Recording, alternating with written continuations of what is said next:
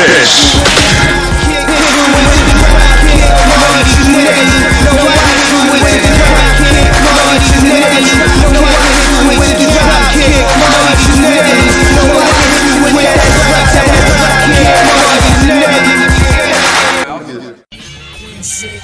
See, it wasn't supposed to do that. See, my motherfucking technical ass been here for the last hour trying to fix this motherfucking shit. And you admit, every time we played the shit before the show started, the shit would stop right there and not play Ryan. Today and wants to keep going. Fuck you, OBS, but we gonna record anyway.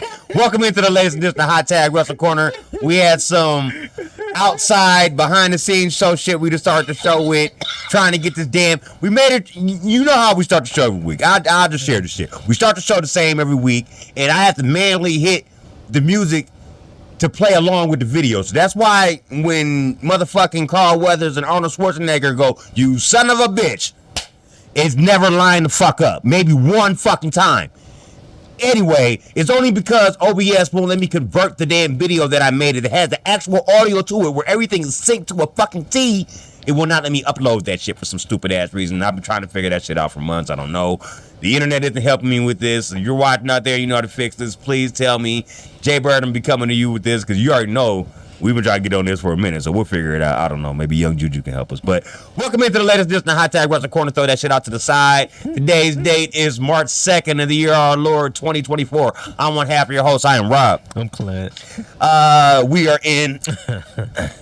We're going to start today. Today is going to be a simple show. We have no Mount Rushmore, no Tony Schiavone to speak of. I had one, but I forgot what it was. It's all right. There'll probably be with Revolution being tomorrow. I'm sure there'll be another one with it being Sting's last match tomorrow and everything. We'll get into that. I was thinking about doing a preview for that card on here, but they taking some matches off, and since some shit is still in flux, I'm gonna leave that alone and we'll just report on actually what happens next week. So then we'll know the actual card that happened instead of guessing what it might be. You know what I'm saying? So we'll jump into news this week. Both have a lot of news stories around the world of pro wrestling. Let's get started.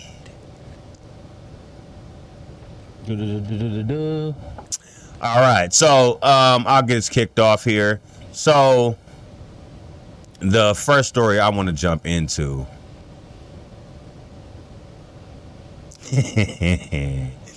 Let me ask you right quick. Do you want to say funny shit or do you want to jump into it?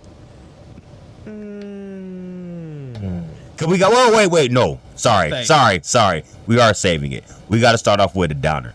We have 3 different people to put into the gangster lane this week, and I just reminded myself of it. And it's out of respect, we should start off with those, I feel like. So the first of those, this isn't any particular order of how they died in the week or when I heard of the news. This is just how it happened to pull the stories. So the first one I'm going to start off with is wrestling legend Paul the Butcher Vachon. Paul the Butcher Vachon, Paul Vachon, also known as the Butcher, during his extensive wrestling career has passed away. Pat LePrade announced on Friday that Vachon passed on Thursday night at the age of 81. No words into the details of his passing. Vachon was one of the number of members of the Vachon wrestling family that included his brother Maurice Mad Dog Vachon, his sister Vivian, and his adopted daughter Luna Vachon. One of 13 children of the Montreal police officer Ferdinand Vachon. He followed Maurice into the pro wrestling business. Vachon began his career as an AWA event in October of 1956, 2 years after my mom was born. Losing the opening card bout to Ramon Torres. He went on to work as Nikita Zolotov in Texas, where he won the NWA Texas Tag Team Championship with Ivan the Terrible in September of 1957. Vachon held a number of tag team championships with his brother Maurice, including the Stampede International Tag Team Championships, Calgary Canadian Tag Team Championships, and Stampede Wrestling.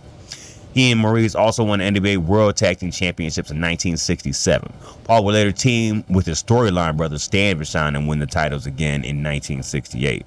Vachon's lengthiest tag team title reign was in AWA, where he and Maurice won the company's World Tag Team Championships in August of 1969 and held them for 623 days. That's some Gunther shit. I was about to say his old name for a second. That was some Gunther shit. I had to use the slave name. He was also famously involved in 1975 Angle and Mid-Atlantic Championship Wrestling, where he worked under a mask as Spoiler Number 2 in order to get revenge against Wahoo McDaniel, Paul Jones, and Rufus R. Jones for, in storyline, running the Super Destroyer out of the territory. Rashawn left the territory soon after losing a title versus mask match against U.S. champion Paul Jones.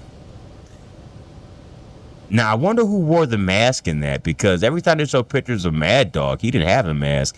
And I didn't know Paul Jones wore a mask, but I didn't know Paul Jones when he was a wrestler. I only know Paul Jones when he was a manager back in his JCP days, back in like late 80s. We're talking like 85 to like 88 or something like that.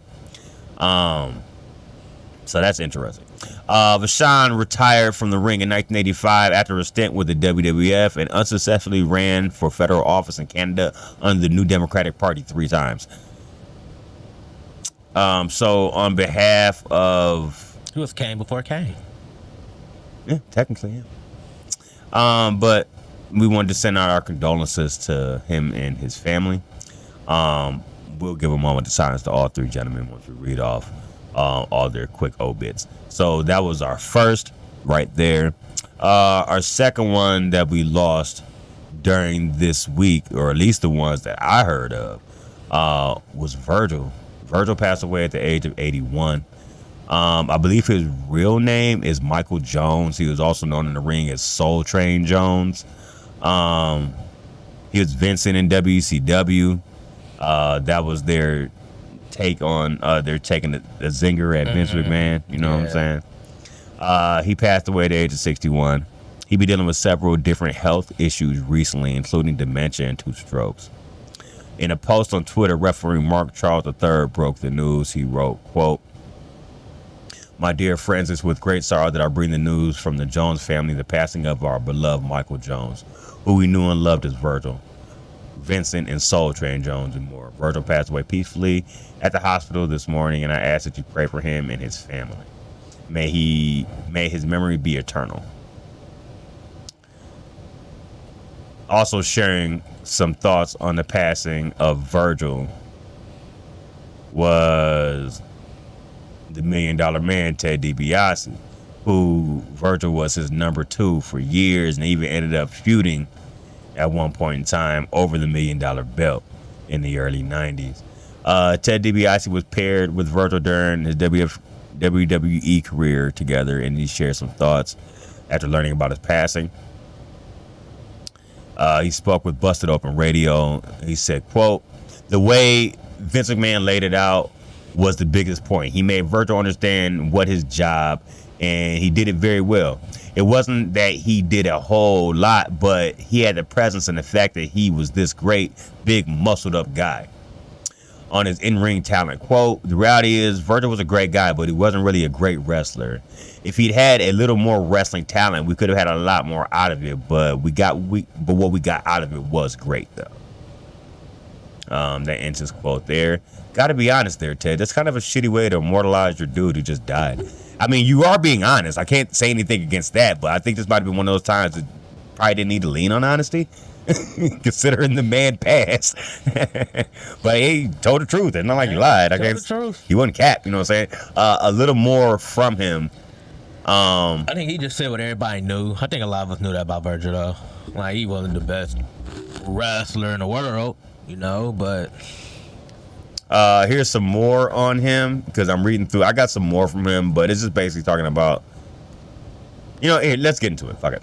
On Virgil's passing, quote, "I was really sad to hear that. Mike Jones is Virgil's real name, and we met in WWE offices when this whole thing with the $1 Million Man was started. And, back then Mike had, he had this tremendous body and kept himself in shape. Basically, this was his role. He was the bodyguard.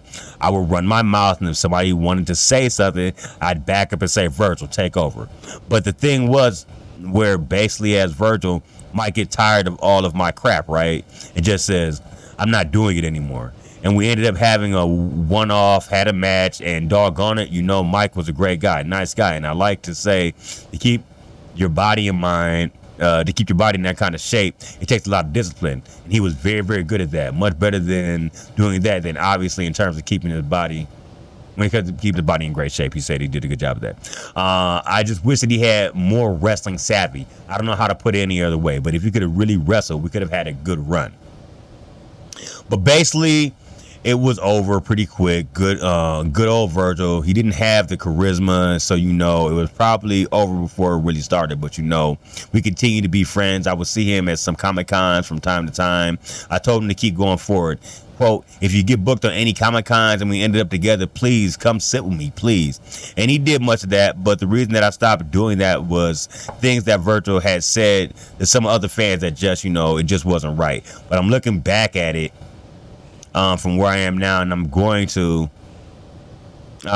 looking back from that, and I'm going to, as he sees, he never would say that to me. He didn't want anybody to know that he was struggling. And later I found out, I couldn't remember the guy's name that was his caretaker, but I was seeing to it and that he was taken care of a little bit better. And I just don't know. It's mind-boggling to me because, I don't know who he was living with or how he was living, but I just know that was not good. It was just a sad story. On Virgil's time with WCW, quote, as a matter of fact, when I went to WCW, that was one of the things I did is, they had all these people there that were coming over, and it was kind of like the storyline was the wrestlers were taking over. So if you're taking over, then obviously you need security. And I said, what better security could I have been than with the guy who was my security for all these years? So got Virgil booked with WCW, end quote. So, though he thought he was a shitty wrestler, he still was good enough a friend to try to keep him in a job. Yeah. That's what I take out of that. And I think some of the stuff I was stumbling over at the end of the paragraph prior to the WCW stuff was basically he's talking about he's not sure how good the people that were considered his caretakers were taking care of him, later in his life before he passed and stuff. That's why he was saying it was such a sad story. In case any confusion of my word jumble coming out of my mouth there. So, we're also like to put Virgil in the Gangsta Lean. And then our last one for this week so we can get out of this sad moment of the show and get back on to some more livelier, funny stuff with the passing of Ole Anderson of the Minnesota Andersons. His obit was released and it reads, his real name was Alan Robert Rogowski. He died at the age of 81. Peacefully on Monday, February 26, 2024. He was a professional wrestler under the name of Ole Anderson. He served in the United States faithfully in the Army. Mr. Rogowski was preceded in his death by his parents, Robert Joseph Rogowski and Georgiana Bryant, and his brother, Robin Rogowski. He's survived by significant others of 22 years old, Marsha Kane, children Brian Rogowski, Christian Rogowski, Fortune Evans, Aaron Rogowski, Ethan Rogowski, Galen Rogowski, and Dana Armstrong, along with a host of grandchildren and extended family who also survived. Per the request of the family, they weren't holding services for him. Also, I guess that means maybe he'd be cremated. I'm not exactly sure. Also says, rest in paradise, Ole Anderson. You taught me so much of professional wrestling. You were tough as nails. You will be missed, my friend. That was a quote from Ricky Morton, formerly of the Rock and Roll Express. I also have some quotes from some other people, such as Ric Flair, Tommy Dreamer, and many more pay tribute to him. Here's what Ric Flair said on Twitter as he shared a picture of him hugging Arn and Ole at the same time. I am forever thankful to Ole and Gene for bringing me to Crockett Promotions as a cousin. It launched my career. I will be forever grateful for you giving me the opportunity to become who I am today. We didn't always agree with each other, but the honest to God truth is honest to God truth is you and Gene started me. Rest in peace, my friend.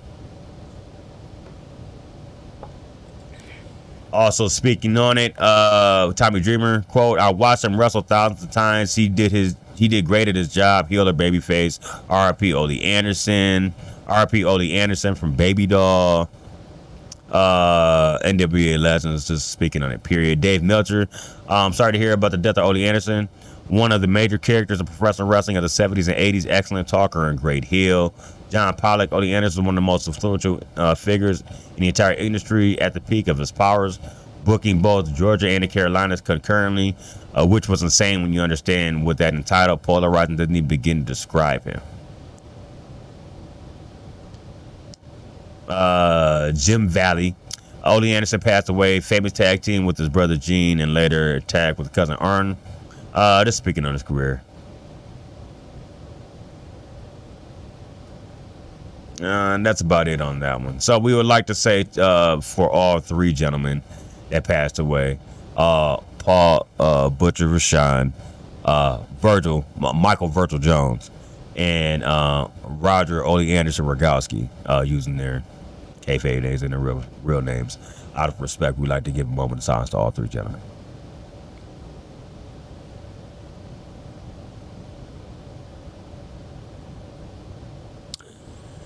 Okay, well, back on to the other crazy wackiness of this motherfucking industry we like to follow here.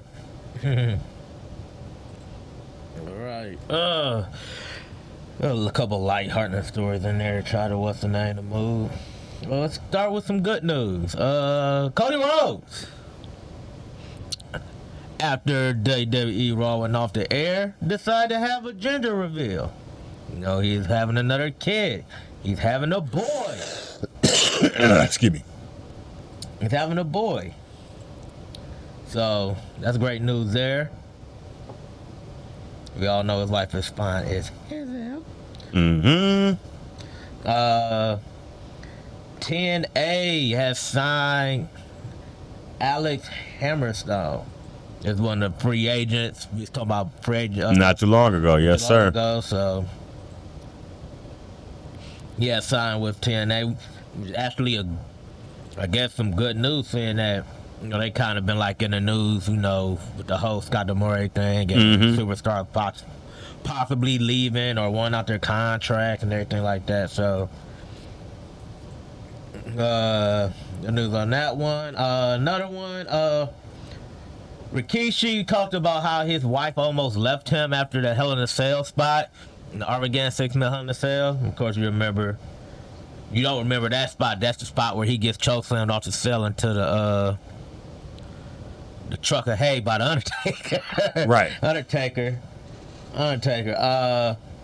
He basically said that he almost got divorced from his family because they was pissed off that he did it.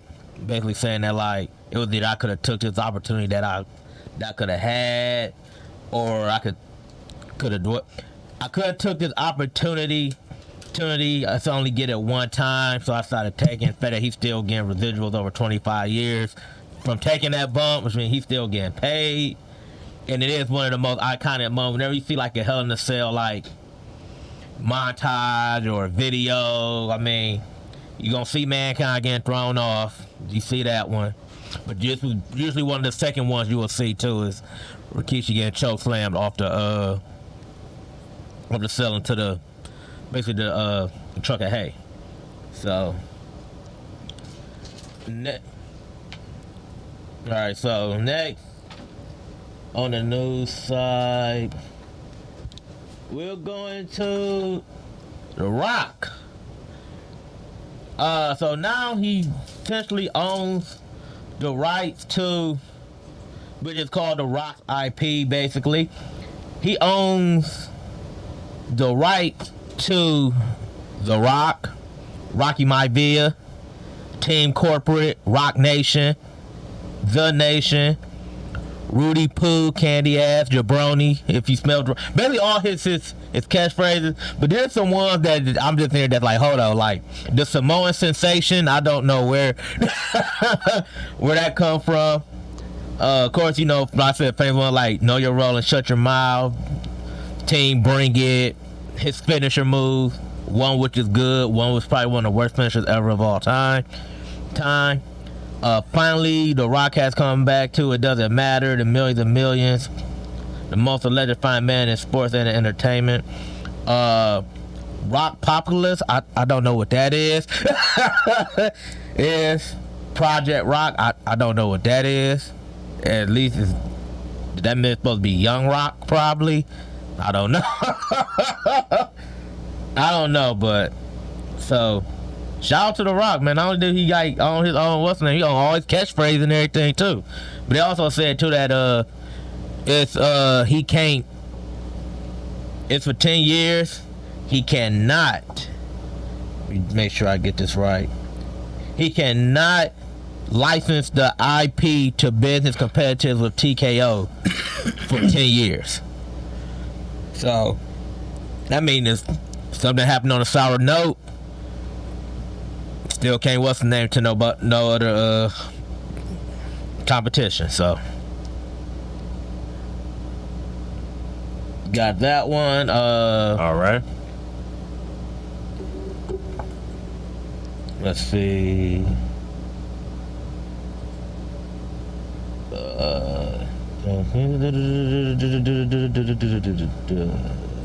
While you look for one, I got one going. So SmackDown blackouts reportedly were due to a fan sign. WWE SmackDown reportedly had random blackouts on this past Friday's show. God, they were horrible. It was reportedly due to a fan sign. It was Fox blacked out the feed at certain points during the show. The decision was made because the fan had a sign that said "Die Rocky Die" in the audience. Also, there was a pre-show match that saw Shanti the Adonis and Cedric Alexander defeat Pretty Deadly. So if you were watching SmackDown and wondering why that kept happening, there's your answer. Yeah, the signs. I was wondering why. I'm like, man, why I keep blacking out? And that's why the signs. Don't nobody really care about Cedric Alexander and Shanti the Adonis stuff. Why they bring Pit? Why are they beating Pretty Deadly? Yeah, boy. I don't know.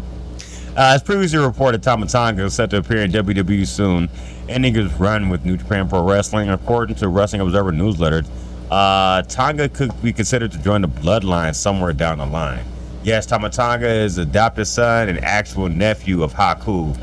Both are Tongan wrestlers and not related to Anoa'i family by blood. However, all Samoans consider themselves cousins. According to Wrestling Observer newsletter, he's considered family by The Rock and Roman Reigns. The idea of him joining the faction has been considered. This is very true about all Samoans considering themselves to be related, even by blood or technically not by. For example, Toa Leona of the Gates of Agony in AEW considers himself family with The Rock because he's Samoan. Never met the man, but they still fam though. That's how they look at it. That's how it works. That's how Samoans are. They bond is tight. Yeah. So it is what it is on that one. I respect that. Rude said he's cleared to wrestle. Has had his work visa. He's got it back. Quote, I have my work visa with AEW. I am injury free and clear to wrestle. I am ready for everyone to see a real luchador. El Toro Blanco Ruth. A real luchador. I guess I was a shout out to CMLL guys, I guess. Well, possibly. El Hijo del Vikingo could be out 5 to 9 months following surgery. As previously reported, he had a ruptured ligament and torn meniscus and was forced to have surgery. According to Wrestling Observer newsletter, Vikingo was told that he could be out anywhere from 5 to 9 months. It could be as early as 5 months due to it being his first surgery, but with everything that doctors had to repair, it could be pushed to 9. Meanwhile, there's currently no word on what AAA plans to do with the Mega Championship that Vikingo still holds. He's held that belt ever since he took it from Kenny Omega at Triple Mania like 2 or 3 years ago. Minimum of 2 years ago at least, though. Yo, man, so he... Yeah. Alrighty. Well, I'm gonna go next news story. I know you're the AEW guy on this one. But apparently the AEW is going to have what's this called? Meat Madness match. Yeah, Meat Madness match. Revolution. Fortunately, some of the participants that they had planned for it are injured, so they wound up just throwing the ones that are healthy in the Fatal 8 Championship Scramble match, I think is what they're doing. So Keith Lee and Miro were the 2 wrestlers that were originally planned for the match. Both are hurt. Apparently Keith Lee has bad knees. They said Miro been out since like September-ish, I want to say. Nah, it wasn't that long ago because you remember he was when they brought CJ Perry in and she was like being the manager for Action Andretti. It wasn't September. It was after that. I don't know. But that's about the last match I can remember him having. So that was back around Full Gear. So that's at least November. I give you that. November. So let's say November. So yeah, so he's been injured since November. So ain't been no like timetable for when he's going to return. He just put something out telling everybody watch Name's last match. Basically, and then as for Keith Lee, I mean, Keith Lee kind of been injured. Like it, Keith Lee has not had the best AEW run. And, no, I think it's mostly due to injuries. It's more the injury. Like Yeah. he just can't stay healthy. Like he just can't stay healthy, and it sucks. I mean, they said he had bad knees. I mean, that could be true to a lot of ways. You know, like do he get somewhere like his knees are just bad? I mean, like are they just like wear and tear? I mean, because the style, the guy his size is much flying, hopping over ropes and everything he do. That could take what's the name on your knees. So I don't know. Hoping for a fast recovery though. For Keith Lee. I like Keith Lee. That's my dude, but that's a big boy, so I'm not surprised he has a knee issue. Next. Billy Jack Haynes. Of course, I was you waiting for mentioned this. I skipped this because I knew you'd have it.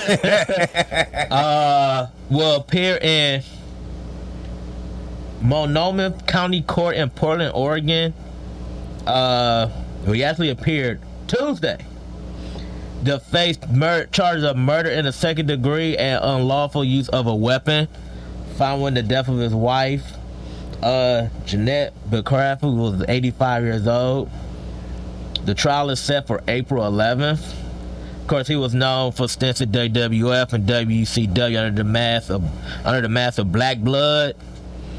And of course, he wrestled in other territories. Of course, we're not going to go back into the whole story about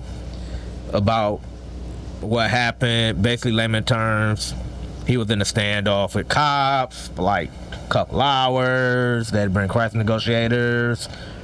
He was taken into custody at that time. Found out that he killed his wife. So homicide by gunshot wound. So April. He goes to trial in April. I wonder if it's like the same week as Mania. No, it's gonna be after Mania. Oh, okay. I don't know why I would have thought that to be funny. But. Sergeant Slaughter.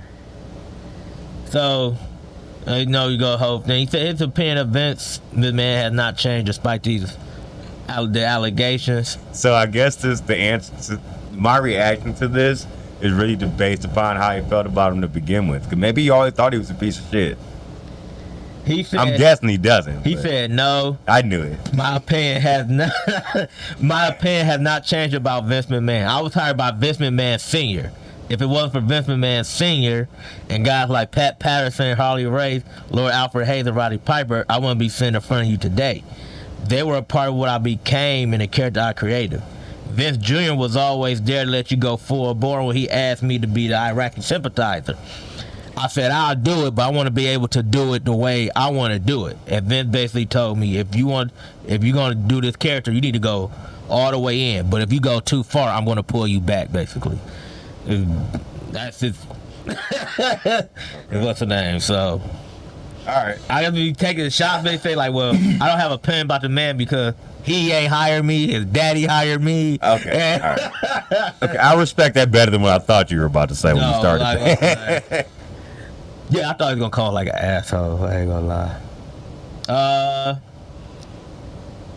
Got a couple more. I'm gonna go into this one. I want to say this one's 2 and 1 for last. Julia is leaving Stardom at the end of March. She'll be finished her run at the end of March. That's her contract expires. This comes after months of speculation that she's WWE bound. They say if she do end up in WWE, she more likely will go to NXT to learn the certain details from main roster. They also said that she got to take some time off of her stardom contract in order to get better at English. Even though a lot of people said her English is better than she think it is. Like, a lot of people basically saying that, like, your English ain't as bad compared to, like, wrestlers they have up now. And she do speak good English. Like, I can understand her. She can cut a promo better than Shinsuke. Not talking like Korea. I'm talking about turning like. I heard she's mixed race. Yeah, that's why. Yeah, she's Japanese Italian. That's why she's very good English. So, but she apparently think her English not good enough. But I also think too. I think it's just the fact that you mentioned this a couple weeks ago. Ravi Agawa, he's gonna start a promotion after he got what's the name. So I think she probably gonna take. They said she's gonna take time off and help him get that started. So I don't know. I mean, her contract ends at March. We'll see. Speaking of which, I got a title shot she has coming up where I'm guessing if she's leaving, she's going to be dropping this belt. And I'm not saying this to this person, but we'll see. She has a strong women's title match coming up against Stephanie Wagner. I'm not quite sure to pronounce that. Usually you're the one who can't pronounce names on the show. I switched roles today. In her first defense since February 17th against Natsuko Tora. This event takes place at Kurikan Hall in Tokyo. She's rumored to be leaving Stardom at the end of the month anyway. This match is set for March 10th. Also with some WWE ties, Suri. Yeah. Suri, I know she's be on NXT. Yeah, she has a match coming up, a tag match with her and Chihiro Hashimoto as a tag team taking on Asori Ano and Natsuko. I probably totally butchered that. I apologize. But this is Natsuko's return match. So we'll see how that goes over there. Also, speaking of Julia, I have another Julia story. Julia's still looking for a match against Mercedes Moné, even though she plans to be leaving Japan. Julia says that she has Mercedes Moné on her wish list of matches. The NJPW Strong Women's Champion recently spoke with Tokyo Sports and said that she has been looking forward to defending the title against Moné since she won it from Willow Nightingale in July of 2023. She noted that she's still seeking a bout with Moné, who has been out of action since Julia won the title. Quote, I've been thinking ever since I won the belt that I have to put this belt on the line and beat Moné to overturn this saying. Julia says, quote, I can't tell you right now where I will go from here, but I will continue to defend this belt until I find Moné. Moné competed against Nightingale in the match to determine the inaugural champion, was injured in the bout. That's how Nightingale got the belt, and so you would have already had this match properly. Julia is set to be a free agent once her Stardom contract expires at the end of March. We already know that free agency is a false play because he's going to WWE more than likely, while Mercedes Moné plans to debut with AEW in March at the Big Business Show on March 13th from Boston, Massachusetts. Now, we have a counterpiece to this because Mercedes Moné, she's spoken out about this also. She responded to Julia asking if she stands on big business. So let's see what she has to say here. As previously reported, as I just said, Julia said she still wants to have a match with Mercedes Moné. The two were briefly in Stardom together, but it's rumored that Julia's leaving Stardom soon. While Moné had been confirmed to debut for AEW at the Big Business Show, which is all I was just saying. But something she alluded to in a reply to Julia. She wrote, quote, you standing on big business or you just standing around? You know where to find me, Julia. And then spelled her name wrong. And I think she knows it too, because Julia spells it Giulia, and she spelled it the American way, Jula. I think that was on purpose. She does that on purpose. I thought so. I thought that was funny. She does that on purpose. I mean, I know Tony Khan let them do their thing, but the only problem is that, like I'm saying, you can say that if she goes. Stop it. Let me tell you why this will never happen. If it does not happen by the end of March, it's never going to happen. Unless she goes back to being that slave name known as Sasha Banks. You're never going to see that. I promise you. You know how I know this? Remember we had this is news. So I'm going to share this like it's a news story, though it's not part of our normal news story. This was our basic conversation during the week. Remember when I called you earlier this week and told you that they told Kevin Nash he couldn't go to Sting's last match? Yeah. Petty shit like that is why this match will never fucking happen.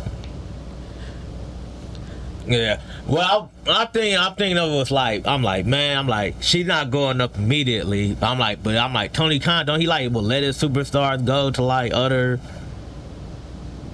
like Japan and stuff like that for the what's name match. I think if they could do it, they could do it there. But then I just thought about something. Tony Khan don't like Ogawa. So that's not gonna happen. Oh wow. Okay. I didn't know that. Tony Khan's one of the people that accused him of poaching talent, basically. Tony Khan don't like him. So I'm like, that's the only way you could do it. She a free agent. She could join his promotion. Then you can have her come over. It might not be a title match, but it'll still be a damn good match without a title. But the match is never gonna happen. Nope. It's never gonna happen. It's gonna be one of those what if moments, and it sucks. Cause that would be a good match, but we probably would have had it too if Sasha Banks ain't she broke her ankle. Yeah. Match. Yep. Yeah. That's what I said. We would have had it already if it wasn't for the injury. But oh well. Speaking of upcoming free agents, well, no longer. Okada has been rumored to make his debut possibly at the same show where we're going to get the debut of Mercedes Moné, which would be the big business show. But let me read you the article so we can decipher what's going on. Fightful Select has update on the rumor of wrestling free agent Kazuchika Okada signing with AEW, and the former IWGP World Heavyweight Champion might make his AEW debut as noted. Okada's contract with the company expired in January, with Okada finishing up with the company earlier this month. It was believed that he debuted in AEW once New Japan obligations were completed. He won his final match over there in New Japan, so he's done over there. According to the report, AEW has been hoping and tentatively planning for Okada to be available for the March 6th show, which is this upcoming Wednesday Dynamite. It will mark AEW Revolution Fallout episode. Next week's episode, with this week's show, I'm talking about on the 6th, will be held at Gas South Arena in Duluth, Georgia, right outside Atlanta, like you were talking about. But the show after that will be the big business show in Boston, where Mercedes Moné is expected to make her debut. So we're guessing one of those two shows. Also from the article, additionally, during today's media call for AEW Revolution, Fightful Select reports that the company head Tony Khan noted that there's something he's very excited about coming to Atlanta for next week's edition of Dynamite. Fightful Select notes that numerous sources have indicated that the company was hoping for mid-February that Okada will be ready to make his debut for AEW on that March 6th show. AEW also expected to undergo a lot of visual changes through the next month between the rumored debut of Mercedes Moné on March 13th, AEW Big Business, with Ospreay debuting as a full-time wrestler in AEW, which he made his debut on Wednesday's Dynamite. We'll get into that. His debut match will be tomorrow against Chicheska at Revolution. And Sting's last match was also scheduled on the same Revolution show. So they said Okada could also be a part of that debut after the pay-per-view. They've done that a lot in AEW past, so we'll see where this goes.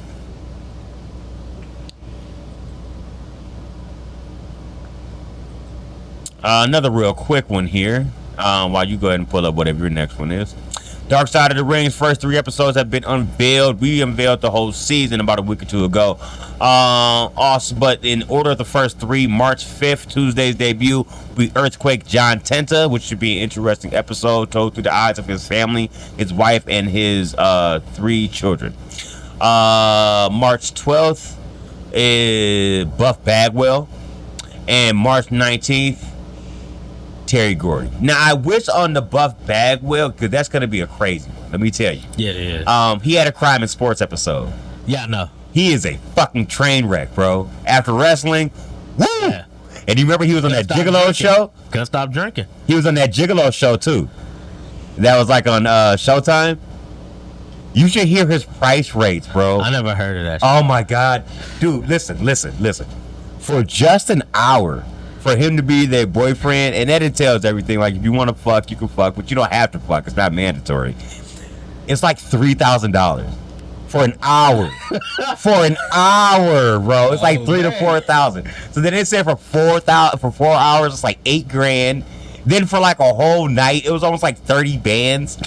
something crazy like that. It's either like a whole night or for a full weekend. It's like 30 bands. It's crazy. On that episode of Crime and Sports, they talk about all of it. They talk about his rate and all that shit. I was tripping. The other thing about it that I wish we could get, we're not gonna get, is some protection from his mom. Remember, she had some time in WCW. Judy Bagwell. Yeah, during his Canyon feud and stuff. So I would love to see. She might be on there. No, she died. She won't be. She passed. Oh dang. Yeah, she passed a couple years ago. Oh. Yeah, rest in peace to Judy Bagwell. But yeah, that's why I said I wish, but no, she won't. Because here's the other thing. You know that the reason he got fired from WWE, it was rumored because she called the company. And you know Vince is not going to think you're very manly if your mom's calling to take care of your business. You know what I'm saying? So I want to hear more of all this stuff, you know what I'm saying? So that should be a good one. Because, you know, he was a nut and a bit of a dick. So, yeah. I can't wait for the dark side. The one also, too, since the first one is John Tenta Earthquake, it was fun. So they're showing the preview. And they're showing Haku. And... Yeah, he's on there. And they were showing him that, like, so have you seen? They showing him the Shockmaster incident. Yeah, they said it's the first time you ever saw it. Never seen it. And he looking at it, show him. He looking like, okay. He like, oh, did he fuck it up? He like, oh, did he fuck up the character? He fell right in his arse. And he started. And they're like, oh God! And they're like, yeah. And he just started laughing. I swear to God, that incident had some of the best side commentary about the wrestlers on the scene at the time. It was so. British Bulldog, he fell right in his arse. You could literally hear him. It was fucking funny. Flair was like, oh God. Oh man. It was just funny because I couldn't. He like I never. The whole thing was because of one board. He like they tested it before. Somebody went and put a fucking board in front of the wall and he tripped. The board wasn't supposed to be there. Oh my God! That on the dark side too. They're gonna talk about that. I love it. I love it. He's like, I'm like, you ain't never seen. He's on that episode though. I know. That's what they said. Fred Ottman, he's on because that was a tag team partner, Tugboat. So and why he's in WWF. So they're gonna talk about it. They say like how cool he never seen it. He's like, I never. He was in WWF at the time. I get it. I can see why he doesn't know about it. I never seen it before. Like, even though he was in WCW too, but that was after that. They're like, you never seen it? He's like, no, I never seen it. So they played in the clip, and it literally soon he fought the wall. He's like, oh my God, he fucked it up, didn't he? The first thing came out of his mouth, and then he just started laughing. Okay. I'm like, dang, bro. And then he just started cracking up laughing. I was like, oh God. March 19th, it'll be Terry Gordy, former Freebird. That should be interesting. That's gonna be a crazy one. The part I want to know more about is after he like OD'd or something, where he went into a coma for a little bit and he came out of it, but it messed his brain up. Yeah. This happened in like 1990, and they said he was never the same guy. That's like he was in the Japan days where he was teaming with Dr. Death Steve Williams. Dr. Death Steve Williams. And they said he used to like the greatest. He used to go like crazy, like real quick, drinking party wise. Like he used to. Going off of Mercedes Moné, I got to give them props since you brought them up. Standing on big business when I say this. Besides the Legion of Doom, as a tag team name, their tag team name may be my favorite tag team name of all time. The Miracle Violence Connection. Yeah. That's fucking awesome. That's a raw name. You say that shit, I'm like, oh shit, we're gonna get our ass kicked. Yeah. Yeah. This match is going to fucking hurt. And it was all Japan, where them motherfuckers went hard. So it should be interesting. The rest of the season we'll have Chris Adams, Sensational Sherry. The final one. I said Chris Adams will be the final one. That's going to be a crazy one. I know about some of the stories in that one because he also had a crime in sports. No, yeah, that documentary, I still got to send you that, man, with the one chick that they was interviewing her, and she seemed like she was on something, bro. When it she probably was. I was looking at her like, oh my God. I'm like, did y'all think of who y'all go? Did y'all pick the people? I have a story for you. Go ahead. Some of the people that they picked, they made sense of like, oh God. Like his ex-wife that got married to Stone Cold, like Larry. Right, Lady Flower Blossom or something like that. She was on there. They had a couple people that used to work. I think the guy that he got to that infamous night was like when he got killed and they fighting. Yeah, his best friend. He was on there. Yeah. And he was basically demonstrating everything that like what happened. He was showing like the whole tussle, was basically explaining what happened and everything like that. Basically said Chris was drunk, out of his mind. There's gonna be so many crazy stories in there. The airplane incident, the incident he super kicked a bartender in Israel and they had to sneak him out of the country before he got arrested. Yeah, there's a lot. It's a lot. That's gonna be a heavy episode. Sensational Sherry, Black Saturday, Chris Colt, The Sandman, Hardy Race, and Brutus Beefcake are the rest of the episodes for the season. Real quick before we move on from this, I got a quick Buff Bagwell story. You ready? Okay, so you know what RF video is? Who? You know what RF video is? Our video? RF video. You know how they do the shoot interviews you'll see on YouTube where they be talking shit about other wrestlers. You've seen them with a lot of older wrestlers like Kevin, Iron Sheik, Kevin, exactly, Iron Sheik, Kevin. Why didn't we brand that bitch? Yes. Just sit there, do the karma clutch, and just let me go. Yes, you know. The same one that he pretended to smack me like, oh yeah, shout out there, it was Kim Justin. I think I got you watching. He like, he went there to make peace. He like, do you think he's like, no, he went and smacked out. He's like, but like, no. I'm like, Iron Sheik, no. Iron Sheik, don't be on that shit, bro. But listen. So, all right, so they were scheduled to do an RF video. The guy's name is Sean Mooney. I think he used to work at WWF. I could be wrong. Sean Mooney, yeah, he did. Okay, so he got a hold of Buff and was talking to him. Buff was coherent. He's clear as me and you talking right now. And he was like, yeah, I'm down to do this, buddy. I'm ready. Let's do this. All right, yeah, let's do this. All right. So he talked to him, right? This is after his career, after he already retired and shit. This is, I want to say, somewhere mid 2010. So like 2014, maybe 2015, right? So he talked to him. And he said he was cool. He was good. It's like, all right, straight. He told him where he was. He was like at this hotel that was near the airport or wherever, where they were going to shoot at. He was like, cool. So he sent his people over there to pick him up. His dude calls him back. And he said, bro, we got a problem. He was like, what? What you mean? I just talked to him. He was cool. What you talking about? He said, we got a problem, bro. He ain't cool, bro. He went to the airport to see what happened, to meet him. They said, now he just said he was coherent. It's me and you talking right now. They said when Sean Mooney got there, because this is from the episode of Crowd Sports, he was hanging off people's shoulders like this. Hey, what's up, man? And he couldn't put one foot in front of the other. He was that throwed. But Sean Mooney was determined to get this shit done. He's like, man, fuck this, man. He's like, I can't put him on the air like this. So you try to give him a couple minutes or like, a little time to kind of get it out of his system, give him some water, give him some coffee. So he was like, yeah, man, I'm good, man. I'm good now, man. I'm good. So then he tried to do it again. He just started slurring every word that came out of his mouth. And he said it was embarrassing. He didn't want to do it to him. And then, like, he kept trying to, like, pull him to the side. Like, hey, bro, listen.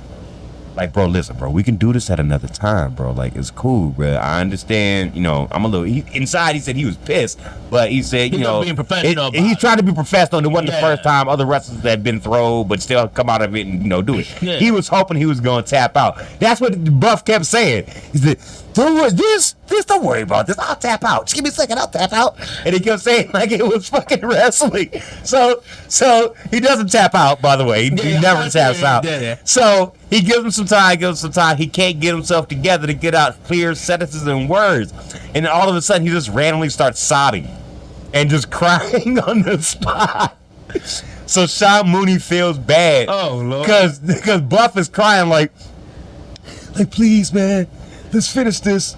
It's all I got, man. Like, please, bro. I'm not bringing no bread out, man. I'm not making no money out here, man. Like, please. He was pulling that Benzino. That's what he was doing. So Benzino cried too? I didn't know. Interview, he was on Nori's show and his show. On Drink Champs? Yeah. He was crying on Drink Champs? Was he drunk? Yes. But this why he was crying though. Sorry about the sidebar. He was crying about his whole beef with Eminem. Like he was saying, like man, like look, man, I ain't got no problem with Eminem, man. I like Eminem. He's a good guy, man. My daughter got to come into his game because she got to be cool with Eminem because everybody always hate her daddy and they think M hate her dad. He was just crying. I'm looking like, dang, bro, it hit you that hard? If you crying during beat, bro, don't beat no more. Stay away. And he like, man, he's a good rapper, man. With everything the race going on right now, he could be a big part of that. I'm looking like, and he was down like this crying, like on his what's name crying. I'm like, oh my God, bro. But he got lit real quick, and this was like a 2.5 hour episode. You know, on Drink Champ, you know, they knocking everything back. Yeah. I still be thinking Nori and them don't be drinking all that. Like they jump to the side and make you drink. Yeah, I do. But he was knocking them back, man. I was like, dang, bro. So crying and sobbing, and I'm like, so Buff's crying, and Sean Mooney's like, you know what? I said, look, bro, it's okay. We'll reschedule. We'll do it another time here. And he slid him $200 on the slide, like, on some respect. You know what I'm saying? Put this as a down payment on you coming back and finishing this later. I got faith you'll tap out of this eventually. We'll come back, right? So a couple weeks go by, maybe a month or two go by and shit, a couple months and shit, and he see Buff out. He see Buff while he's out. Like, he's like, hey, what's up, bro? Can we get together and finally get this done? You know what I'm saying? He was like, you have to call him no on that one, brother. And he was like, what you mean? He said, man, hold on, cuz. Like, what you mean, bro? He said, usually I won't call nobody on the carpet, but it's like, hold on. He said, I was a man, and, you came in unprofessional. I still gave you money after you sobbed and cried about how much you needed it to me. And you said you were going to come back on the back line. And then when we come back to do this, you going to play me? And the main reason you tell me you're going to play me because you got a better offer from this guy? And it was like for a Comic-Con or some shit. That's basically what he told me. He said, I got a better offer over here, brother. I can't do it. Played him on some sucker shit. Beat his ass. And Sean Mooney never forgot. He said, man, that's the type of man that Buff Bagwell is. I would have beat the brakes off of him. So I just wanted to share that story. Hopefully we'll get that on Dark Side. Probably not, but I figure I'd share it with you guys. I hope now that he like actually is like got himself and everything together. I hope he actually was. Do we know he got himself together? Because as far as I know, his last major DUI incident was within the last 5 years. Yeah, he and it was a bad one. Yeah, I think he one of them guys. Single car incident, multiple flip over, ruined. Like leaking fluids, like he ruined his kidney as part of this, all tight, like split his spleen. He fucked himself up. So we'll see. We'll see. That should be interesting when we get there. We'll see. Oh, never mind. I may have been wrong. Latest news, November 21st, 2023. Got arrested for another DUI. Boom! I told you it's not over. Dang. I tried, Buff. I tried. That wasn't even 5 months ago, and I said within the last 5 years. I tried, bro.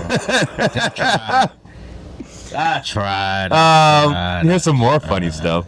Bruce Pritchard said the actor that played Ric Flair in the Iron Claw was awful. I had a full clip for you to play, but the dickheads that uploaded it decided to upload the entire episode of Something to Wrestle, which is a podcast, instead of just 2 minutes and 11 seconds that he talked about this little incident. So we'll just skip to that and skip the playback. But what he said was, the actor's name who played him was Aaron Dean Eisenberg in the movie. He said, quote, "Look, man, it's a movie. It was a drama. It was a drama about a tragic family that just dealt with one hit after another, after another, after another. The Ric Flair guy was awful. I could think if you could have found about 100 more that could actually do woo and actually do Rick."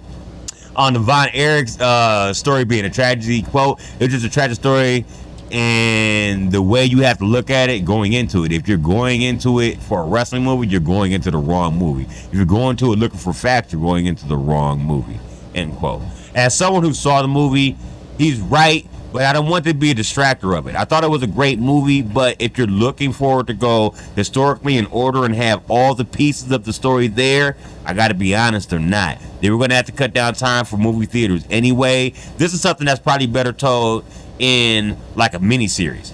in order to That's what I tell was thinking. everything. Yeah, that's what I think. Like, I felt that would have been better on the miniseries. they didn't include Chris Von Erich. I think they said they kind of incorporated him with Mike Von Erich's character, but they were both completely different and died completely different. I think if I remember correctly, I think you said you seen the movie and you said it's literally Kevin's wedding and then David's death. Yeah, it literally, it was almost like it went up a hill. The way it happened, it was almost like it went up a hill.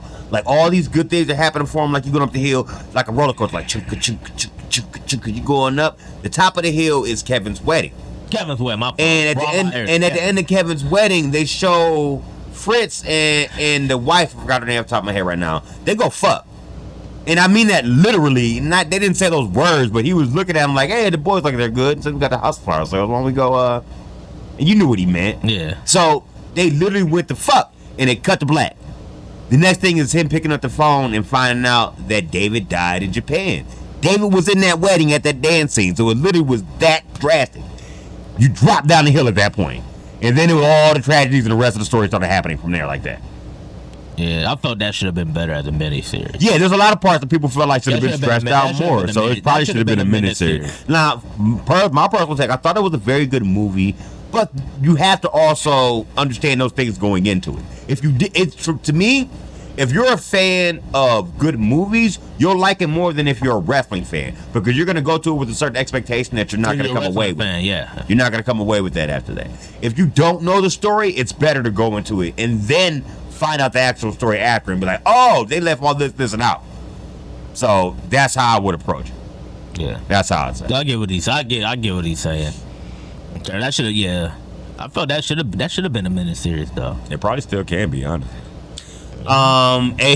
You'll like this one. AEW responds to plagiarism lawsuit and denies the claims. Now, we've been talking about a gentleman on our show named Anthony Dwayne Wilson, who feels like he created many things that are being. Felt like he created Bullet Club, the logo, the Too Sweet, all that, and he apparently think that AEW and WWE plagiarized off him. Talk about he's suing him for damages because he's gonna start a promotion with some of these guys that he had it set up with, and we said like $250 million. The court, they dismissed the case. He refiled the case, and said that I think they had up to March to respond to the what's the name. Well, AEW's responded. AEW filed a response to the plagiarism lawsuit filed against both them and WWE, denying all the allegations against them as previously reported. Anthony Dwayne Wilson refiled his lawsuit in January, alleging that they committed plagiarism, marketing damages, product damages, personal damages, and financial damages. The lawsuit had previously been dismissed in November 2023 after neither AEW nor WWE had been served with the lawsuit within 90 days, though it was dismissed without prejudice, which meant it could be refiled. PWI Insider reports that AEW responded to the lawsuit on February 23rd, prior to March, denying all of the claims Wilson made. He had alleged that regarding to AEW, he was going to start with his own promotion and spoke with members of the Bullet Club to join me in the venture of starting this company. Instead, he said that they stole the plan from me and my social media pages and cut me out without giving me any credit or a portion I am entitled to as a creator. He did not go into specifics for either claim. AEW's filing reads, Wilson's complaint, in whole or in part, fails to state a claim upon which relief may be granted.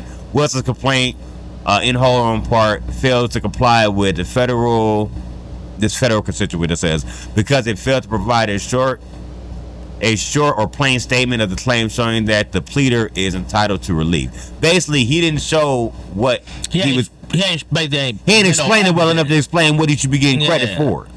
I guess in the lawsuit. No, he basically ain't.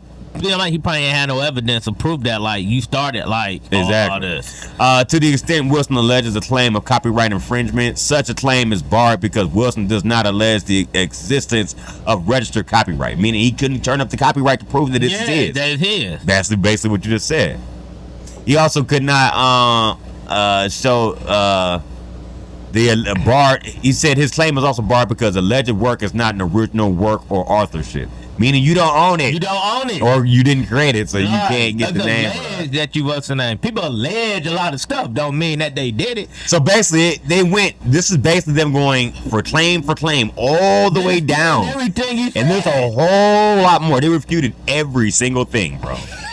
Every single thing has been refuted. Everything. They took the time out to look at this like, okay, we're going to refute this,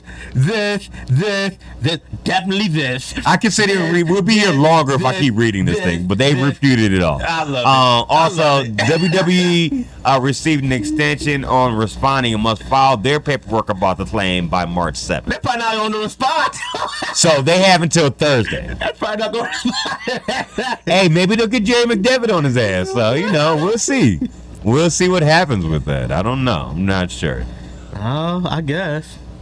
I'll put all that together because it's talking about the same guy. I'll save that for last. Hey, let's talk about Stinger. Stinger reflects on this match with Undertaker that never happened. I know you're about to say, what match? Because it didn't happen, see? Shut up. Sting never got a match with anyone he wanted to have against the Undertaker. He reflects on the matter recently. Wrestling fans wanted the match between Sting and Taker for years. The Icon spoke about the match in an interview with CBS Sports. Quote, on not having a possible match when he was in WWE.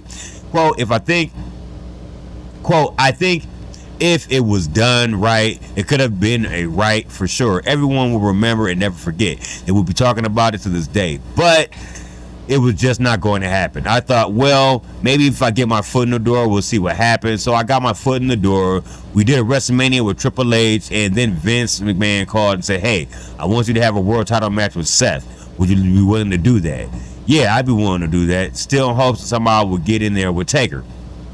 How he thinks it would have gone. Quote, I had so many ideas over the years. A lot of times smoke and mirrors aren't good things, but in our situation, I think his gimmick and the mystique of his character and mine, we could have had enough smoke and mirrors. I think definitely would have been a night that people remember. Man, I would have loved to have had seen that. It could have been had that match alone. I would have been great.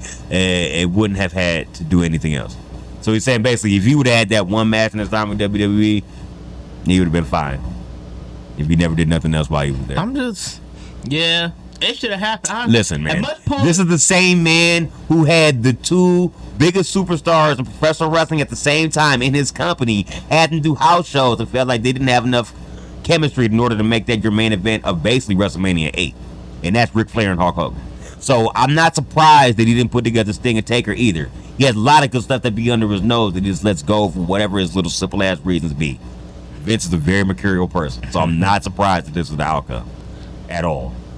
Yeah, I wasn't gonna go that route that you. Go ahead, sorry, go ahead. I'm saying that as much, I felt like if he, I don't know if he did or not, if he would have brought it up to Taker about it, Taker probably would have got it done.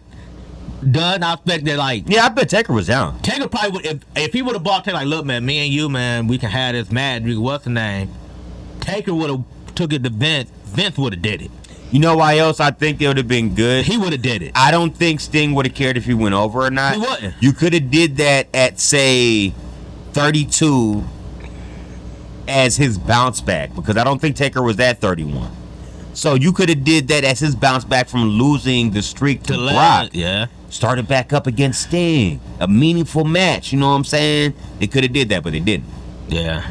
So, just thinking about what could have been there.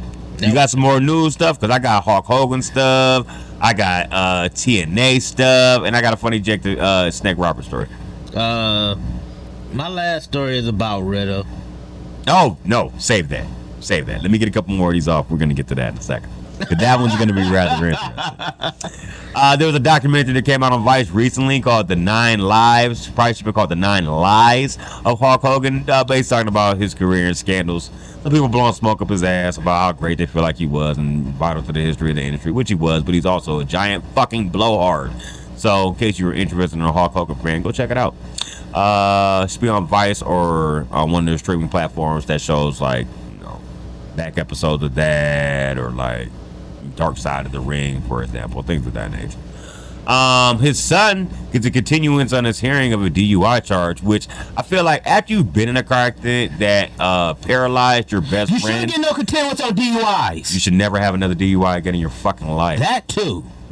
But Nick Hogan received a continuance from a free trial hearing and a DUI charge filed against him. As reported, Hogan was arrested back in November on charges of misdemeanor DUI after he was stopped returning from Clearwater, Florida on a suspicion of DUI. The hearing was held February 23rd, and that was Hogan's lawyers requested to and received the continuance, while hearing now set for April 13th. We'll have a hearing in the case on Friday, February 23rd. Hogan waived his rights to a speedy trial back in January on the charges. So he's set to take it to trial, so we'll see what happens. a DUI, you're taking the trial. Because of his past history, bro. Now, anybody else might have took it on the chin, but he's trying to fight it because, you know, how it's going to look. Look at what we just said to start that story off. So he's probably trying to get around You're losing that. this case, bro. I'm assuming he's probably trying to get around that. You're losing this case, bro. You're losing it. Since we're talking about his And son, make might you as look well- worse, sir. since we're talking about his son, we might as well talk about the fucking man some more. Hulk Hogan makes his comments on rescuing teenagers after a car accident. By the way, we were laughing about this Lord. before the show, but apparently the man has turned his life to God. Now, if he was a man of God, but I'm not banging on whether or when he was a man of God or not, if he became one or not. That's not my point. But I feel like quit making God your scapegoat. Quit turning to God after you had different incidents in your life where you feel like, well, now it's the time to come out like I'm sanctimonious or some shit. People are still going to have the same opinion of you that you were a piece of shit. Okay? So just because you all start claiming the Lord, having a powerful testimonial that's aired on YouTube and wearing John 3:16 t-shirts, doesn't mean everybody starts thinking that you're squeaky clean and shit, bro. Like, you're still a fucking liar with damn near everything that comes out of your fucking mouth. So I just feel upset. Not that I'm a giant man of God, but I have a religion, I follow the Lord. I just feel like you truly don't. Like, you might now, but you're just doing it as, oh, so they'll put me in a different light. Like, no, bro. You shouldn't have religion in your life for that. But I digress. He rescued a girl from a car accident. You know what I'm saying? They said he helped rescue a girl from a car accident. He recently spoke about the matter. Speaking to Eric Stakelbeck. I think this is prior to the powerful testimonial he was talking about. But anyway, his quotes on the incident, and I'll do it in a Hogan voice. Quote, "My main concern, brother, was that so many cars were coming at speed and might rear end her and then really finish her off in the car. Finish off the job that the car had already did, brother. The main thing was to get to the traffic, get it stopped, see how many people were in the car, and then get her out of the car." And then on the girl being relatively unhurt after the accident, quote, "It was a miracle, brother. She's 17 years old, shaking like a little wet puppy, scared to death. And by the look at her, she had no injuries, no broken arms, no broken legs, no blood, no nothing, brother." So that's the end quote from that giant twat. I guess it was a miracle. Yeah. That made him turn his life to God. Listen, I'll say this quick too. If you may look at me like it's a mark because I ain't had nothing to do with the industry or whatever, you can feel however you want. I know plenty of podcasters and such that I listen to out there who love Hogan to death, such as Conrad Thompson and like Tony Schiavone, and they just ignored the things that he said. But guess what? Look at my fucking pigment. I am a black man. I've heard the words that this man has said in public. You will never, ever, ever get any favor in my eyes, ever. You can speak of forgiveness and all of this. In my heart of hearts, I know if it came down to it, you want me to die. You don't like my kind. Look how you talked about them in reference to your daughter, bro. If that wasn't a thing, maybe I wouldn't feel the way I feel about Hogan, but you're a piece of shit for life for me. You're always getting shitted on this show. Sorry. I don't care if you do good deeds or not, or you follow the Lord. Doesn't change that happened. You can forgive. I'll never forget. Moving on. His former company he was with, TNA, they've been going through a lot of strife recently with the Scott D'Amore thing and everything like that. It had some good news, though. Yeah. They had a talent. 60,000, buys for their latest pay-per-view, which Hard to kill. Which was up there since the 2006 Genesis, which you had your first match between Samoa Joe and Kurt Angle. So, a little bit of good news there. Papa Select You're reports. doing it for people with Chris Saban dry promos and Ash by Elegance, which is Dana Brooke and Eddie Edwards, who only have like 8 moves, but still manage to wrestle like 20 minutes a night, and Trent Seven, who look out of shape, but you know what though? Papa Select reports that TNA Wrestling held a talent meeting last weekend at the TV tapings with Anthem executives present. The meeting was planned in advance and had some of the bosses that had already worked with TNA and new ones. Some talent spoke with executives individually. New bosses said to be open to feedback from the roster. The feeling among the talent is that no one wanted to abandon the hard work they had put into TNA, even if they didn't agree with Scott D'Amore getting released. One top star was set to leave the company but decided to stay after the taping and subsequent meeting.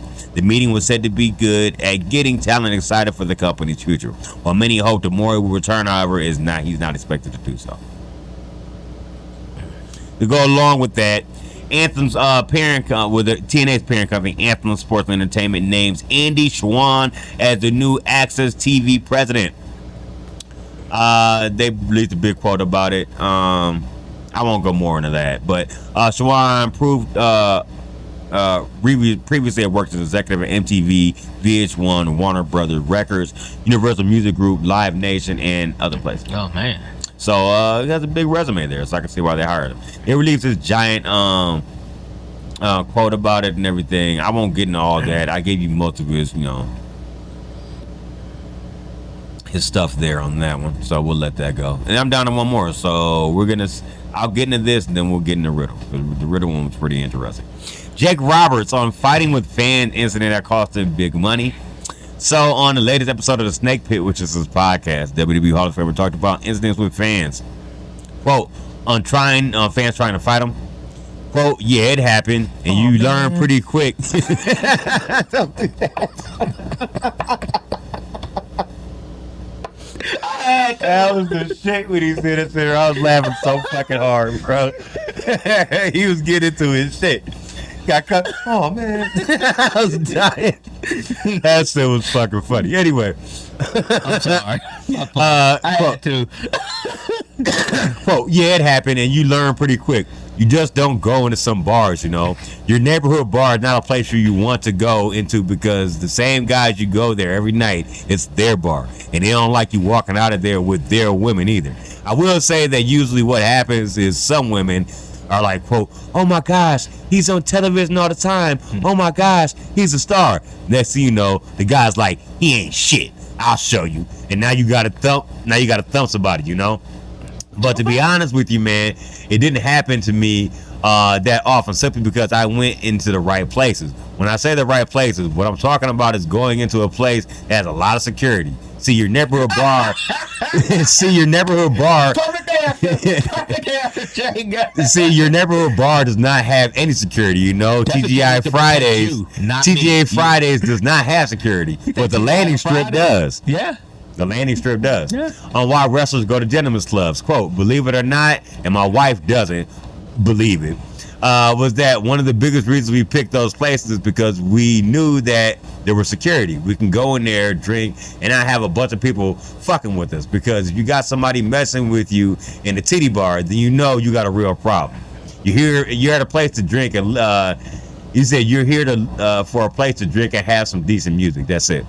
On the cost of having altercations with fans. Quote, that's the problem. You hit somebody, now you gotta have to come back to that town or go to court. So that means you have to go pay for your airfare, for your hotel, and for your lawyer. You're $5,000 down before you even start. So do you really want to slap this guy on an incident with a fan? I had one. There was an instance one time where I slapped a guy, and the next thing I know, I'm sitting in fucking jail, and I may not get out. One that cost me close to $200,000, and the son of a bitch sent me a thank you note. You can get hurt. You can get stabbed real easily. There's just no. It's a no-win situation. Send me a thank you note.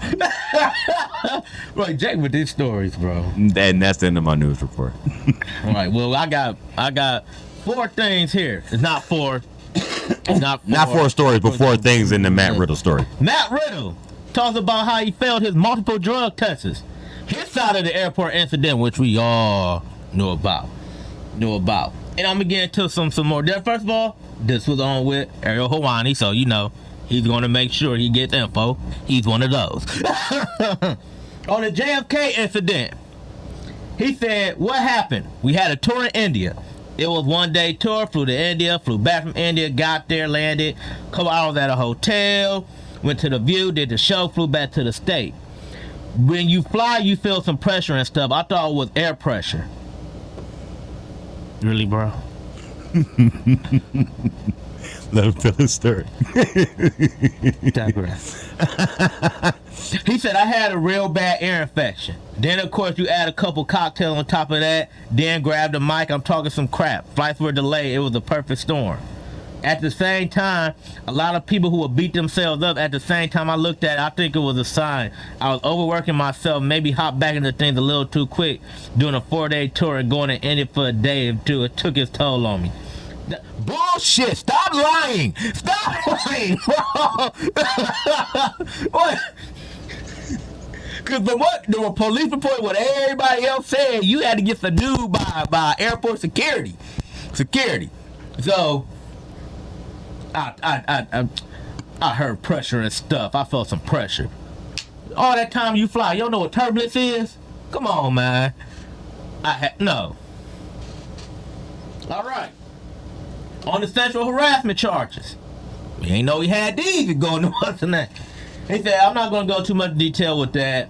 It was the same trip. Oh my, it's the same trip. What was you doing for a period, bro? He said, I talked to the FBI. I'm not in trouble. I can assure you that I'm not going to go into detail because they asked me not to unless I want to press charges. And I didn't want to press charges. That's how the situation was handled. At the same time, if I wouldn't have had them couple drinks, I wouldn't have put myself in that situation. I wouldn't have been there. At the end of the day, I put myself in that situation. I don't think that's the reason I got fired, but I don't think it helped, especially with the UFC merging. It's written in my contract I'm going to make $1 million. This is true. Some reason, like, they confirmed that Vince was going to pay him like $1 million, up to like $1 million, like that next year after he had that 1 year where he wrestled like the most matches in WWE for the year. He said it was multiple variables that led to my departure. Plus, I failed a couple drug tests. The writing for me was on the wall. I'm good in the ring and entertainment, but especially with WWE and how it was perceived, I thought it was a good fit at that time. Said that them drug tests was for cocaine. We thought they was for weed. Weed. So you're allowed to smoke. Wait, hold on. You're allowed to smoke weed. Why are you doing cocaine then? Anyway, he said I went to the strip club and I did coke a couple times. I failed the drug test for that. That was for all of them. It was cocaine every time, and it was at random night.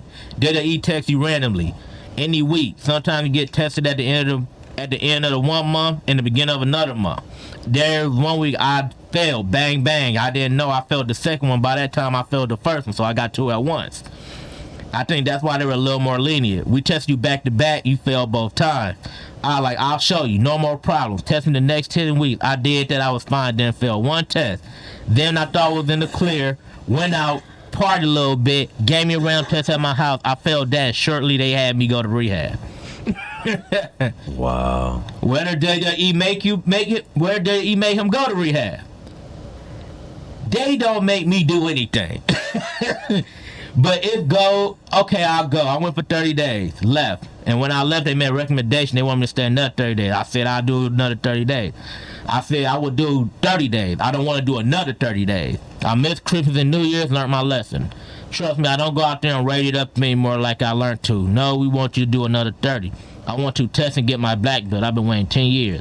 I made some money because RK Bro was successful. I wanted to buy a house. Bought my house. My aunt had cancer. Went to see her. She's good now. Leave me to do a couple things before I leave. Okay, I did those, then went back for another 30. Got out, was waiting. This was done a month before WrestleMania. We don't have nothing for you. Maybe Raw after Mania. I thought they were gonna fire me. Wow. Wow. That's it for Matt Riddle. That was a lot going on there, bro. That was a lot. I didn't know. Now, see, I can understand why they fired you now. You had a lot going on there, bro. At one time, man, the whole incident, wild sexual allegation, what's the name? And the failed the test for cocaine. Not weed, cocaine. Well, okay then. And then when they tell you to go to rehab, you say no. So all you people who put out those memes of Stephen A. directed at Matt Riddle with him saying, "Stay off the weed," you could take that shit back. It wasn't weed. It was coke. That's hilarious. I need some coke. That's what you're gonna start doing now. All right, man. Let's get into it. So let's get into the reviews. We got a lot of reviews. We gonna skip any of the other sidebar stuff we usually do, like Mount Rushmore or Fuck Tony Schiavone moment this week. We're gonna start with Elimination Chamber. Our last show was 12/24. The problem was that Elimination Chamber went on at 4 in the morning. So we didn't. That's didn't. why I remember now, because I asked you before the show. Have I seen it? Right. I watched it. Okay. You haven't. You didn't watch it. Okay, we're good enough. Well, you haven't watched it at the time when we did the show last week. We're gonna run through these real quick. Kickoff show. You had the Kabuki Warriors, Asuka and Kairi Sane versus Candice LeRae and Indy Hartwell. Of course, Indy Hartwell is another one of those from Australia. Good start. Tried to take the fight to the challengers. LeRae basically was the woman in distress. Nice hot tag to Indy Hartwell, who basically ran through everybody. Body couple near falls as Hartwell was helping LeRae to the top rope. Kairi delivered an elbow to LeRae and scored to win. Of course, again, Indy Hartwell from Australia. It was a normal kickoff show match. What you expect for a kickoff show. Next was the Women's Elimination Chamber. Becky Lynch, Bianca Belair, Liv Morgan, Tiffany Stratton, Naomi, and Raquel Rodriguez. Lynch and Naomi started off. They ain't really do much. More like a little bit circling. What's her name? Naomi was the first big spot of the night when she did a split leg drop after climbing partway up the wall of the chamber. So that was the first spot of next. Tiffany Stratton came out here next. I'm gonna say this match, Tiffany Stratton was in her bag in this match. She was putting out everything. like she really has grown. Like, and you know, I bang on everybody. Like, you start NXT, she bought her bag. Anyway, we get to that. Liv comes out next. She basically throws Stratton into the pixie glass. Then the plexiglass. Plexiglass, yeah. You said pixie glass. Yeah.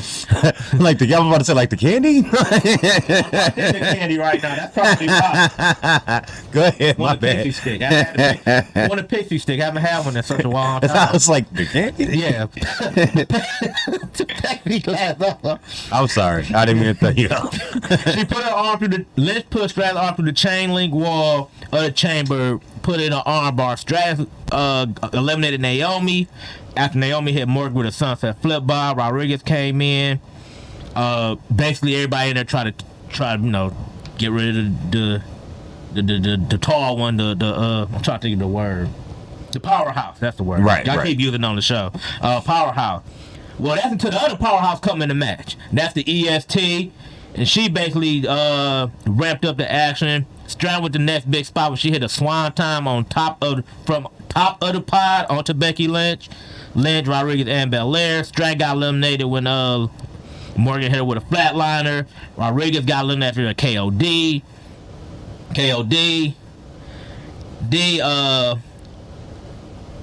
Then Morgan stole a pin on Bianca Belair after Becky countered the KOD. And then after that, manhandle slam by Lynch for the win. So that's the end of that match. Great chamber match. Tiffany Stratton was in her bag in this one. Undisputed Tag Team Championship match. Judgment Day versus Pete Dunne and Tyler Bate. Fantastic match between these two. When you got four guys that you know is going to bring it, they did. I mean, start off, come out hot, then the middle of the match, Dunne hit a moonsault from the top rope, That's how you know P. Dunne is back. Moonsault from the top rope. I'm gonna get to the end here.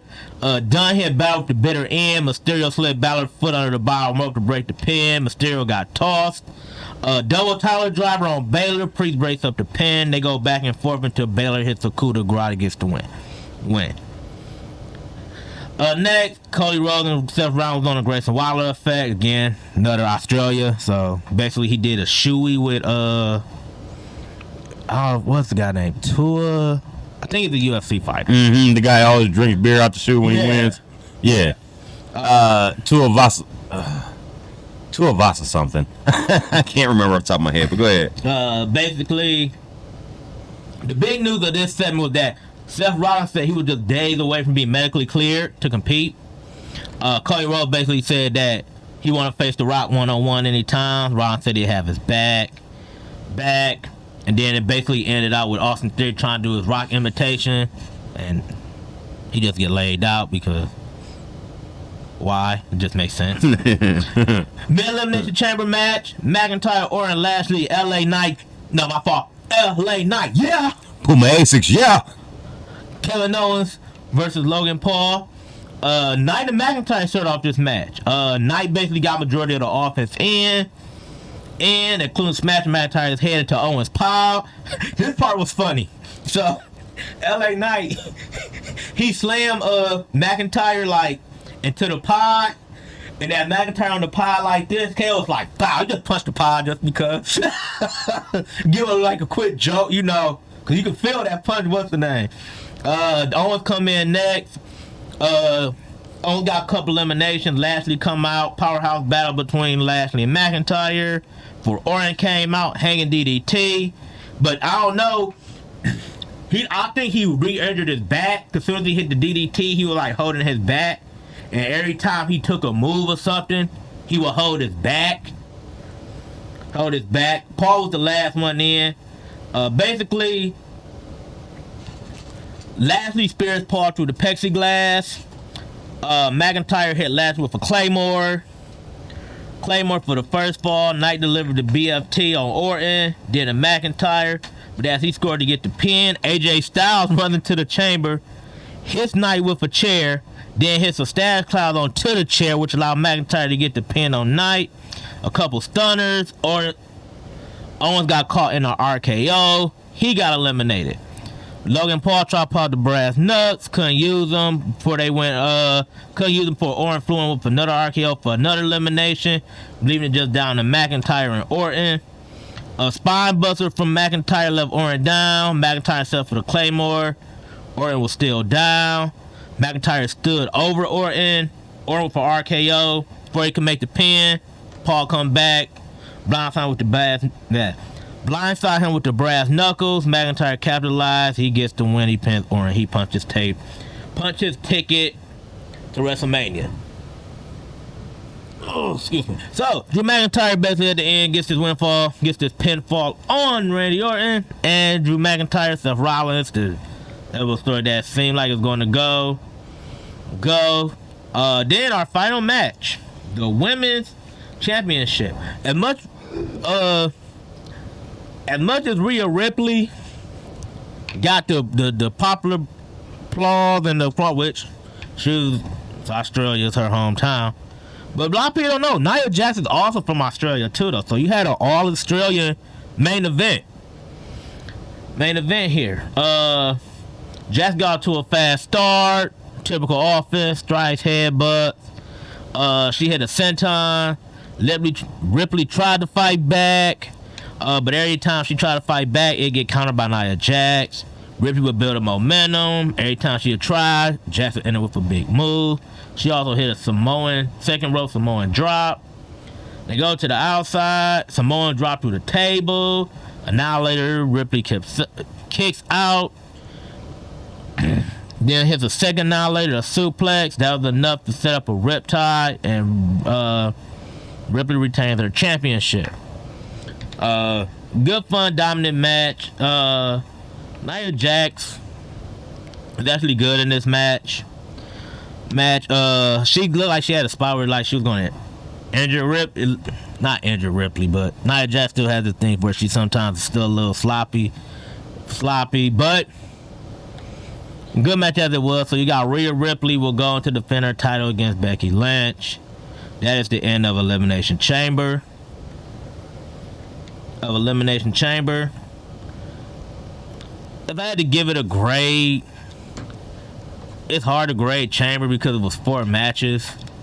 But I mean, you had the main event, which was awesome. You had the women's Chamber match, which was good.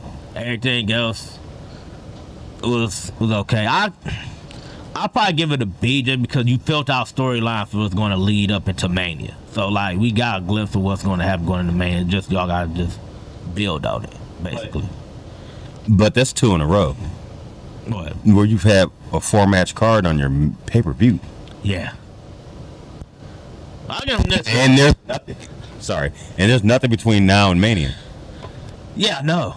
There's no fast lane this year. There's none of that shit. Oh, God. Good. Just banging on fast lane. Man, come on, man. Hey. We went to a fast lane. And it had a pretty damn good match on it. I know. I just seen Becky. Remember Ricochet, El Idolo, Samoa Joe? Ricochet jumped over the guy. Yeah, that was a good ass match. I mean, I seen Becky Lynch was on there. She came out, took out Ronda Rousey. Yeah, that was back at that time. Yeah, I remember. Yeah, but I do like the fact that all the Australia superstars on here, outside of Bronson Reed, who of course was going to be at Chamber, but congratulations. Had a kid. So that's why he. That's an important reason to actually miss. He missed a pay per view. Yeah. But you put all your Australian superstars on. Like I was saying, like Rhea Ripley got super over. A lot of people don't know that Nia Jax is also from Australia. Well, she's her fams are the Isle Samoa, which is close to there, so it makes sense. So it makes sense for her to book him. But they had an off Australia female main event though. Okay. So. Put all his Australian superstars on there. Ain't none of them win outside of Ripley, but he kind of was going to X that out with them two facing each other, and Indy Hartwell and them wasn't winning. So. Listen, but you got Shuey, though, with Grayson Waller and the UFC guy. But regardless of all of that, they should be happy that they had a pay-per-view in Perth. Do you know how far Perth is? No. All right, so say if you're on the west side of the west side of the United States, you're a lot closer to it than where we are, bro. It would literally almost take us a day worth of a plane ride to make it there. If you're in the state of Australia alone, if you're in the country of Australia alone, right? Perth is so far on the other side of the country from the other stuff, like Sydney and Brisbane. Sorry, it's taking me a minute to think of Australian cities, but those are a couple I can think of right there. They're all on like this side. Perth is way over there on the total opposite side of it. It's literally to go from Sydney to Perth takes like 5 hours on a plane ride. And then in the middle of that, it's like a lot of desert and shit. Oh, no, I'm cool. Yeah, it's a whole lot. So that's what I'm saying. Like, so I guess the people of Perth should be happy they got a big event like that, considering how far away it is. You know what I'm saying? And you got all your people on there, too. Yep. And I heard everybody made it out. Like, they didn't keep anybody left on the tarmac or anything like that. Like, that's happened sometimes when they went over to Saudi Arabia and stuff. Everybody got in and got out. Mm-hmm. So, all right. So, since too, she had her family in the crowd, too. So, she celebrated her family after she retained her championship. So. That's cool. Good for her. I feel it. All right. So, let's move on to Collision from last Saturday, making its return to TNT after All-Star Weekend for the NBA. Opening match was Sammy Guevara versus Powerhouse Hobbs. They've had a feud recently. Remember, Hobbs saved Ricky Starks during the tag team title match a few weeks back on Rampage, which caused Sammy to take a big dive into nothing.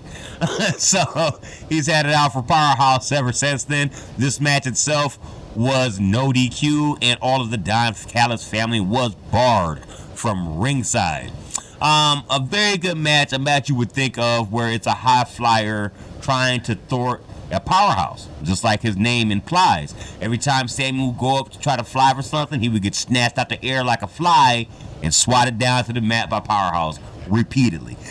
Sammy tried to fight him off. He tried to stem the tide, put 2 tables out, right? Thought he was setting it up. jumped off the top, got caught midair, and got spine busted through both of those motherfuckers. This did not impede him. He tried to do it again later. Still did not work. It still did not work. He got put through. In this match, he got put through no less than at least 3 tables. And I want to say it was a 4th on the outside. It was at least 3 of them on the outside. He got put through 1 to end the match in the ring with another spine buster off the top rope through the table as he got pinned. You think the presence of mind he got wrecked. The presence of mind you'll have with the I'm not. It wasn't going on top rope move, bro, with tables on there. It was a good match, and it wasn't totally dominated by Powerhouse, but. Yeah, Sammy didn't come out well from this one. It went 17 minutes. Yeah, look at it like this, Sammy. I mean, it was. I guess it wasn't a spine buster. It was more of a world's strongest slam, but close enough. I mean, the good news through the table. The good news, Sammy could look at it like this. He can go to CJ Perry and be like, well, I mean, you still got me beat. I just took all mine in one night. You just took yours on the course of weeks. Oh wait, no. I got it. I'm sorry. Let me correct myself. So he got spine busted through 2 tables. He gave Hobbs 2 beer bottles to the head. That didn't stop Hobbs.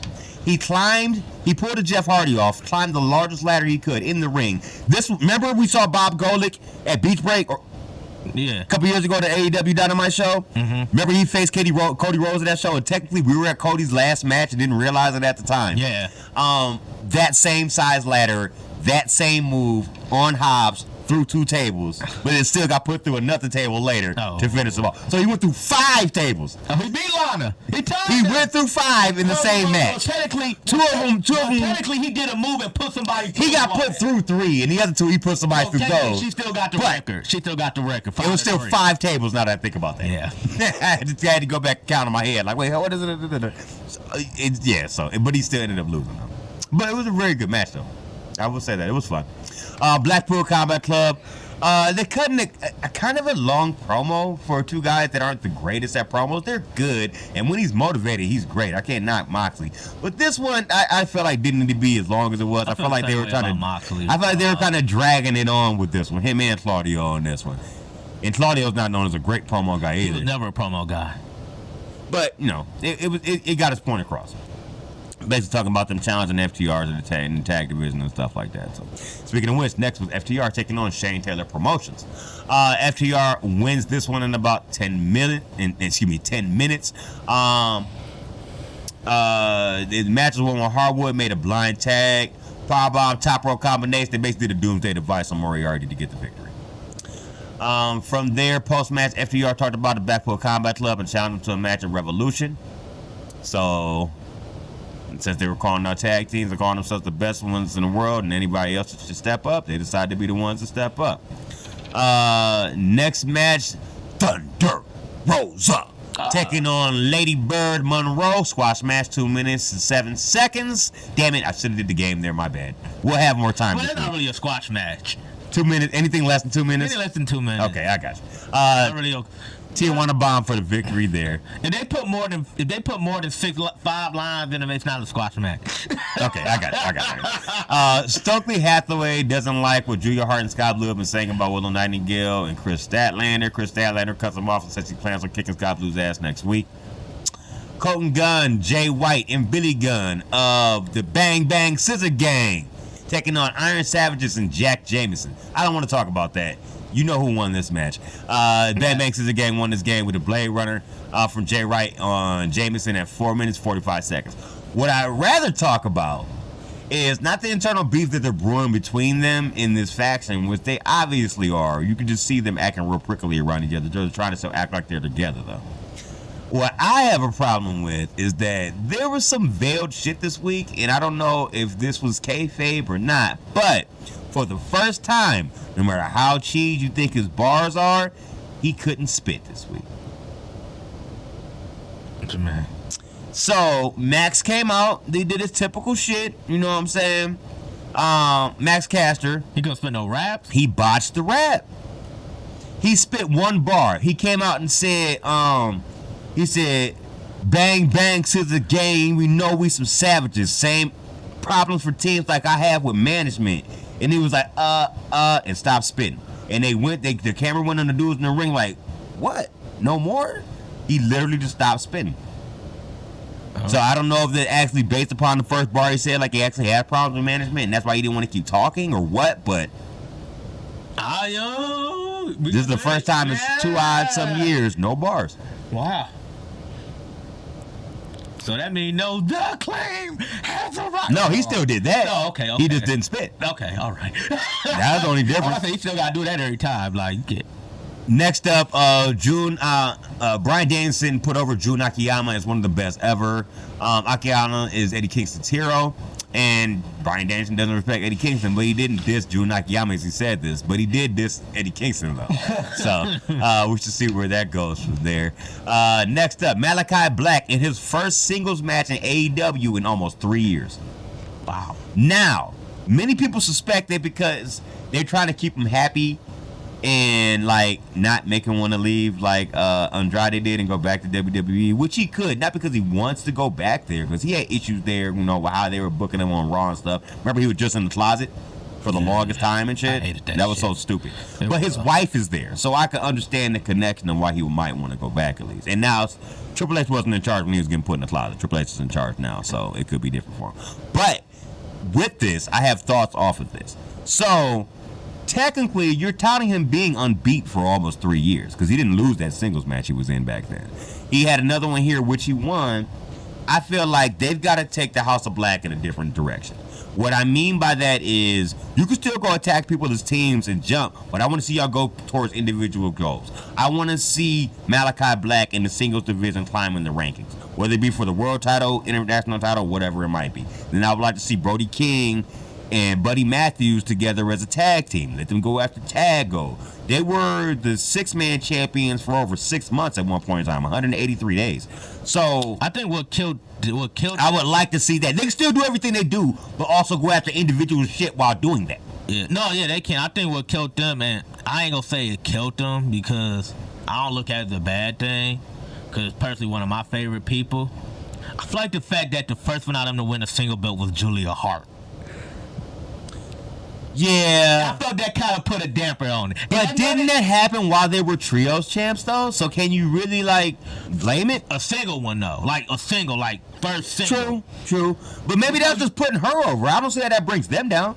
I think because when you looked at all them, the talent, all them, you already was like, dang, like, you know she was the weak. Like, she went from cheerleader, like, little cheerleader to not doing what's her name at all, to where she at now. Hat game is on point. I mean, her hat game is phenomenal. Like, her hat this week was awesome. Awesome. But I just feel like the fact that, like, the one person that you would think out of all them, like, you think, like, oh, yeah, she's the one that's not going to win no titles over there. And maybe that's why they did that. It's the first exactly how you feel is maybe why they did that. First one to win the singles title. And when I say that, I'm not knocking Julia Hart. I'm a fan of Julia Hart. But I'm going to see them also, too. Maybe you need to... Do they have a de facto leader, really? Is it Malachi Black? Yeah.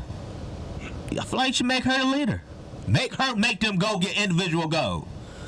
God dang it. I don't know. See, to me, as raw as she is, I don't feel like she carries enough gravitas to have that much power over, like, a fucking Brody King. See how big he is? Hey, you don't know. I guess you're right. I just don't see the Rhea Ripley in her like you're stating that she has over the Judgment Day. You say the same way for her in the House of Black, what you would like to see. We'll see.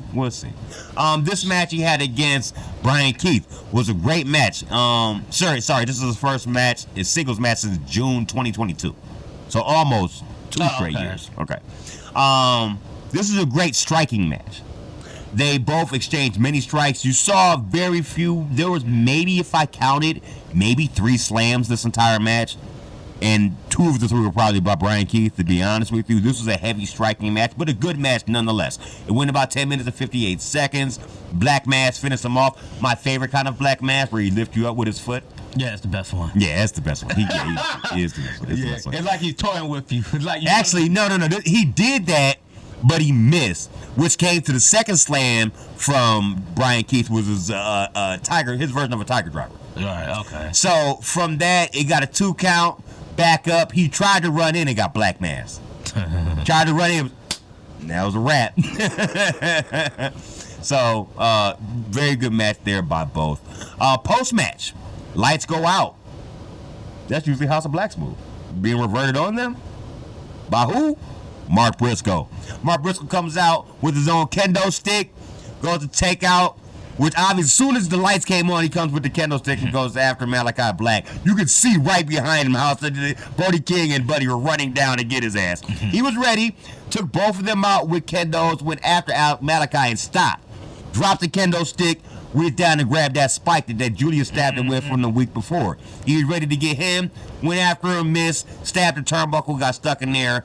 Buddy and Brody put him in the Gonzo bomb. Or, well, I forgot what they call that move. I can't remember if it's the Gates of Hell, whatever the name is, where he tosses him to him and then hits him in the Gonzo bomb. Like the two man, they did it like that. So it took him out with that. But they left him after that. Just, kind of did the foot in the face thing, let the crowd react, and then walked off. They didn't continue to beat him down to that. So this is going to continue down the line. We'll see. From there, we had a good, preview video for Darby Allin and Sting versus Young Bucks, relaying some of Sting's very emotional promo from the Dynamite before this, which was really good. Next match up, second ladies match on the card.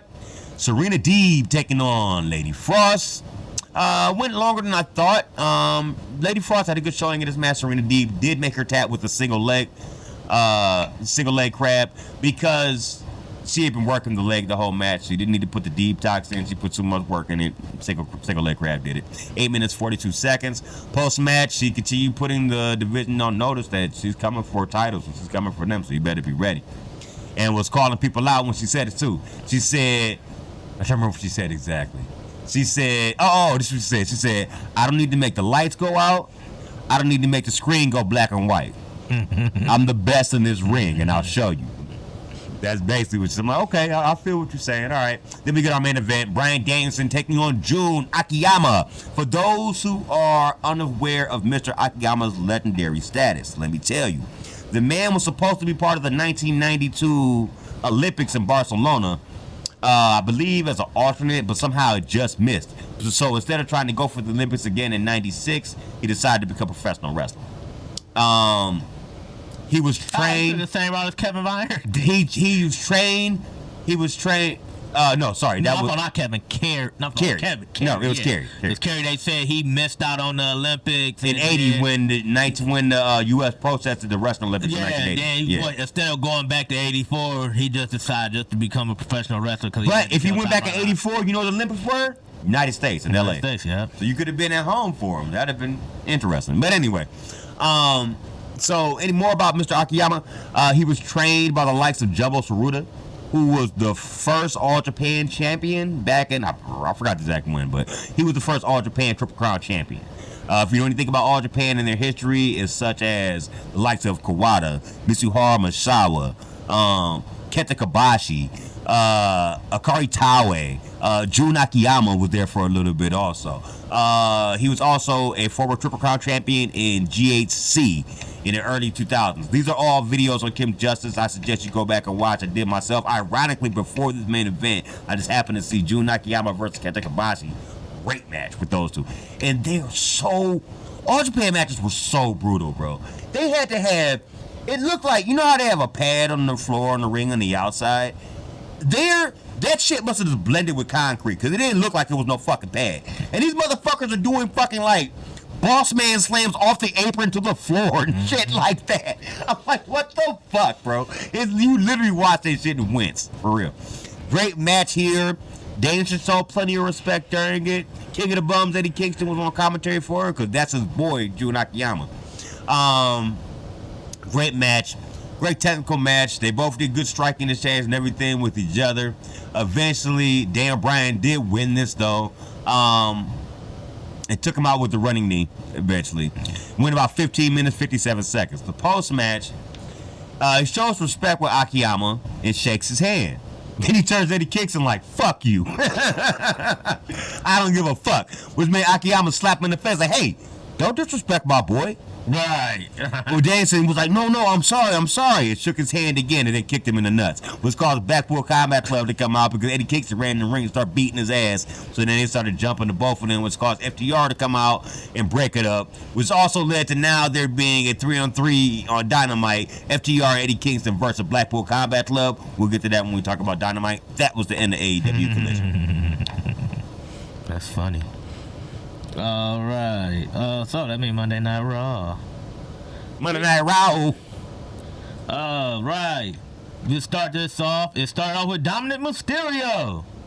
Now, you know Dominic Mysterio started off. He's only here for one reason. That's to introduce his mommy to the ring. He's like a giant cuckold. Well, hell, Don Callis said it on TV. I guess you can say it then, right? Yeah, you can say cuck. I don't know why not. I don't know. He got me off guard when he said it. I'm like, you said it on TV? I guess you can. Okay, then. Anyway, so she always talks about how she may be from the down under, but she always on top. No, I guess Australia, that called the land of the down under, I'm assuming, probably. Mm-hmm. Yep. She gets interrupted by Becky Lynch, who said they both had a great night on Saturday. Now Ripley just go ahead and lose at Mania. And then Dominic interrupts her. She called him a kumquat. I don't know what a kumquat is. But apparently Ripley knew what it was, and she looked like mouth shocked, or I don't know. She basically said that she talked about everything Ripley had done, but she said she done it too while writing the #1 best-selling book. Really basically said, oh, that's cool, are you done? This leads up face-to-face to them. Nia Jax jumped Becky from behind, lays her out. So, post-match, Jax said that she should be going to WrestleMania over Lynch, and she said Liv Morgan going to get a beating 10 times worse than she gave Becky. Next, we get Sami Zayn versus Shinsuke Nakamura. Great match. Commercial breaks hurt this match. I hate when you have good matches between two superstars. You don't need to put a commercial break in between. End of this match, Nakamura needs him in the Zayn in the back. Missed the Kinshasa. Zayn hits a haluva kick to the back of the head. Then another haluva kick. Zayn gets the win here at 15 minutes. Next, we get Pat McAfee, how he's in 2K24. Next, we get Green versus Raquel Rodriguez, and our game is back. Unfortunately, it's the expense of Chelsea Green, but guess that squash. That's where we at. Yeah, Raquel Rodriguez versus Chelsea Green. I will give you this though. She was competing under protest because she said Rodriguez stole her battle win, and then said that she went all the way down Australia to lose. What the fuck does that mean? Her battle? What do you mean? Her battle win? Because, okay, so I told you they had the final woman battle royal to get into the chamber. Chelsea Green tried to pull the sneaky duck out the ring and don't be known. Then she tried to come back in last minute, eliminate Raquel Rodriguez. She stepped out so quick and just tossed her over the ropes. All right.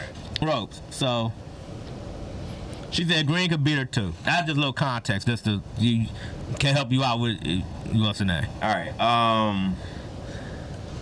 1 minute 37 seconds. 118. Damn, I went too far. Okay. 118. Sami Zayn said he needs to win on his way to becoming champion. He gets interrupted by Gunter. Cody Rhodes said he is ready for the Rock's response to his challenge. Out comes Imperium. He talked about retaining the title. He said Jay gave him a fight. He said it's time to address his future. He said who he's supposed to face at WrestleMania.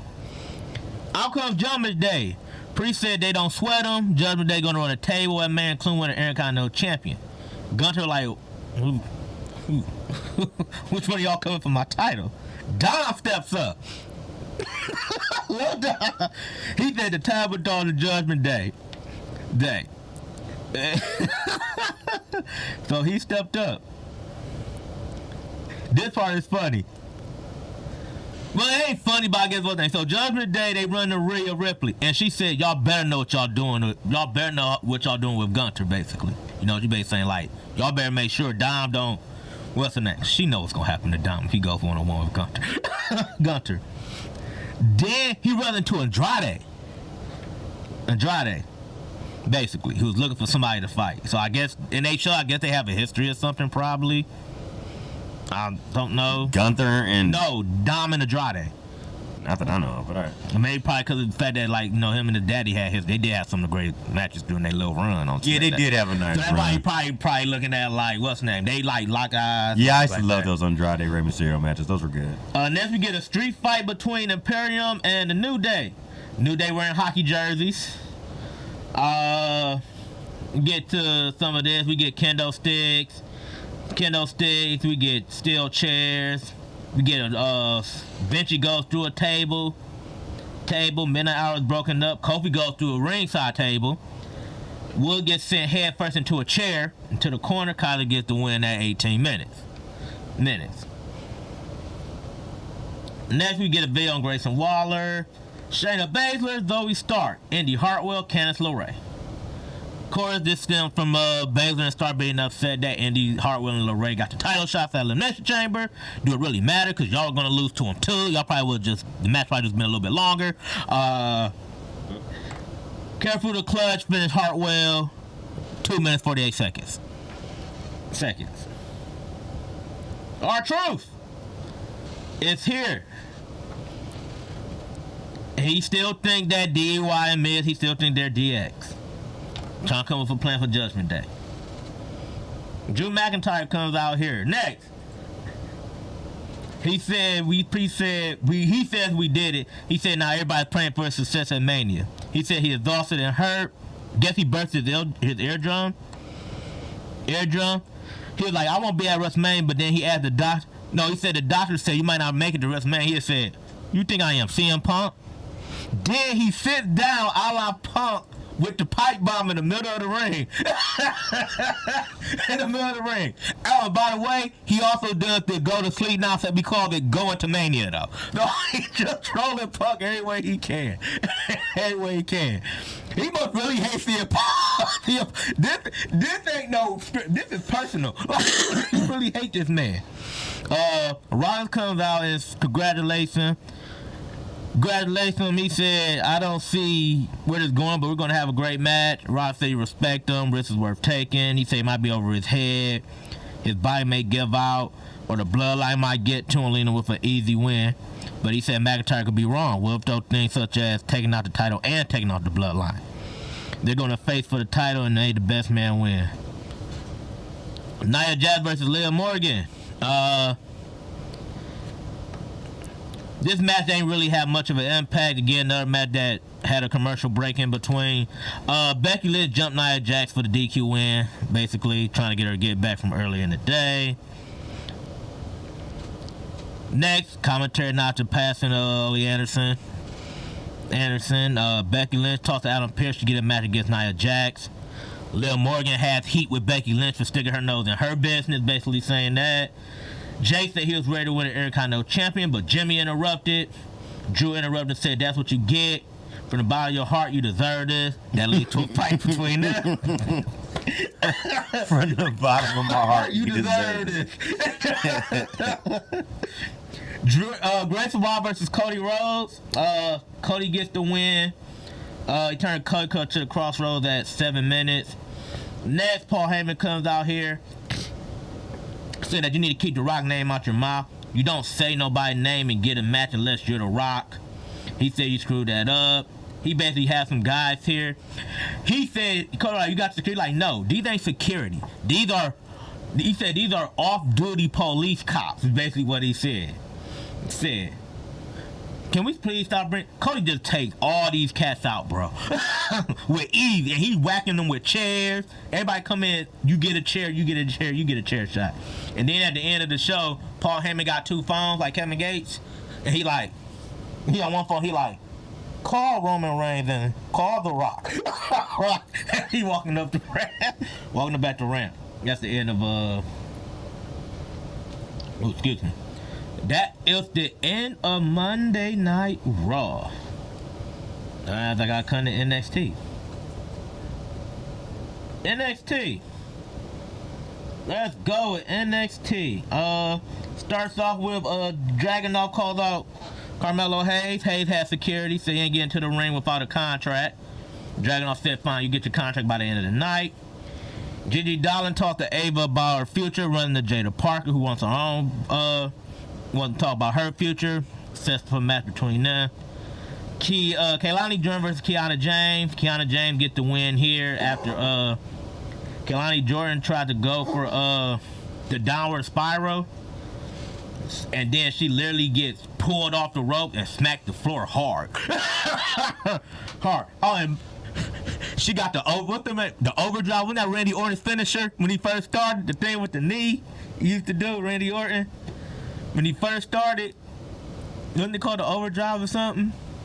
You might be right. I don't remember. That's one of her moves. I cannot remember. Seriously, can't remember anything outside of the RKO. That was one of her moves. I'm like, oh my god, is that the overdrive or overkick? That's the move Randy Orton used to do. He used to wear the blue and yellow truck. No, that's when it was hey, nothing I can say. You know what I'm saying? That was that Randy Orton. Like Evolution-ish. Before Evolution? Didn't he debut with them? No. Okay, with them pre-Evolution, then yeah. Pre-Evolution. I remember it was like, but he didn't go to the music he has now to after Evolution though. Yeah. Yeah. Okay. Next we get Roxanne Perez is mad about not getting the title shot. Jakara Jackson comes on. She's part of Metaphor with Lash Legend. She basically mocks her. That leads into like a brawl between them, showing her mean side. Next we get the OC. C versus Idris the North Fan Malik Blade. Magic Killer. You know, OC gets the win here at 5 minutes. Next, Chase U, ex-nomination Frazier pop up to argue over who get to beat up the OC first. LWO drop kick the OC as Barry Corbin and Braun Breaker looks on. Obafemi wants competition and running the Dragon off. They used to have a little stare down. Jakar Jackson faces Roxanne Perez. Perez gets the win here at 4 minutes. Thea Hale is upset about her date. JC Jane tells her basically to ignore Fallon Henley. That cues James and Izzy Dana congratulate her on the calendar. Next we get Lusa Cruciano versus Dijak. Dijak gets the win here at 3 minutes. Joe Gacy breaks out of the straight jacket. They come to a brawl. Next we get Lara Valkyrie out here for a chat. She wished Shotzi speed recovery. Said Shotzi get a match when she come back. She praised the Last Legends for stepping up. Said that her and Talon Paxley for proving their loyalty to her. They're getting a shot against the Kabuki Warriors next week. So gonna get Oscar back on NXT. Not Oscar how we like Oscar. Yeah, I know it's not the same. Ridge Holland basically talking about he ain't a violent man. Man, he said that the man is the weird with the. He said all people have something to say so they can leave it if they're done. He talked about how he ain't a violent man most of the time. But here is the man with the real fear to beat him down. That's Sean Spears. Spears actually has his name. Beats him with the chair. So I guess he's back to bring that damn chair he did when he first started AEW. Wasn't he? Didn't he use that chair? He was the chairman. That was his nickname, was the chairman. He back with that chair. Brooke Jensen challenged Femme for a match. Hayes said he's not coming to ring for the contract. Your boy, Lexus King, Brian Pillman Jr. I said I called you by the actual name. I ain't say Brian Pillman's son. See, I didn't say it this week. You know who won versus Von Wagner. You know who won this match. Von Wagner. Of course, in 4 minutes. In 4 minutes. But wait, I thought you said against Obafemi? No, Obafemi. Lexus King. Okay, got it. Yeah, he beat Lexus King. Brooke Jensen challenges Femme to a match next week. Next, we get Gigi Dolan versus Jaden Parker. Jaden Parker gets the win at 4:40. Again, poor Gigi Dolan. She's like the new Ricochet now. She's hanging in the Jarvis locker room. But did she get holed out is the question. It seems that way. That was still the best. She didn't really have a push. It was the best, bro. No, she ain't get that hold shit down was like so did. funny. She ain't get hold out like Ricochet did. That was some They funny get in the fucking bar stuff shit. In the locker room, she breaks it up. She's busting that. Next, your Heritage Cup. Noam Dar is defending against. You had the choice of Charlie Dempsey, your boy, Gabagulak. Gabagoo. It's not him. Ah, man, why you made me say Gabagoo then? I'm a man. Charlie Dempsey is the one who will face Noam Dar for the Heritage Cup. I wanted to be Gabagoo, but that's all right. And Dempsey wins the Heritage Cup. So, Sean Spears puts a promo saying he's back to mess things up. Hayes finally gets the contract. He apologized to the kid, but he said he can't have Dragunov getting hurt. Listen, the real quick sidebar. Yeah. Sean King, I hope you make it to main roster, bro. I think you're Sean a good Spears. wrestler. Sean Spears. I don't know why I said Sean King. I'm sorry. Make That's the former quarterback with Tampa Bay, not him. Yeah. Make it to main as Sean Spears and do better because anything. This is already you're already better than Ty Dillinger. Like you're better. Yeah, I feel like he's always in a role of like a number 2 dude. With AEW, he was supposed to be number 2 to Cody, and then flipped on him on that match that got him a little bit of shine. That was probably the biggest profile match he had there. And then after that, he was always like a lackey. What's the name? He was in the Pinnacle. That's the last thing I remember him being part of. That was almost 2 years ago. Or at least 2 years ago. You know what I'm saying? Yeah, I was say he was in the match, the stadium. Was this Stadium Stampede match they had? Or it might have been called something else. If Pinnacle was in that one, yeah. The one with the one with him and Jericho when yeah, he was in that with him and was it JS? Was that Blood and Guts? I don't think it was Blood and Guts.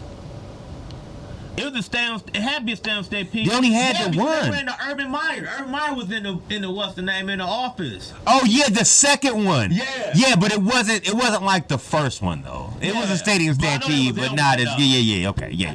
Well, y'all, because the first one is iconic from Sammy Guevara keep running with the Kenny Omega in the background pointing like that and get rid of my go-kart. Or Matt Jackson kept doing the suplexes 100 yards. There were so many classic moments from the first one. The first one was classic. Or my favorite, when Matt Hardy kept getting ducked in the water and came back as a different character.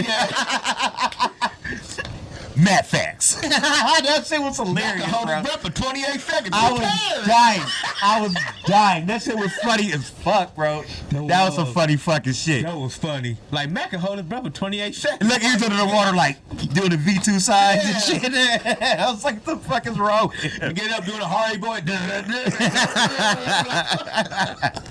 My fault. That was funny.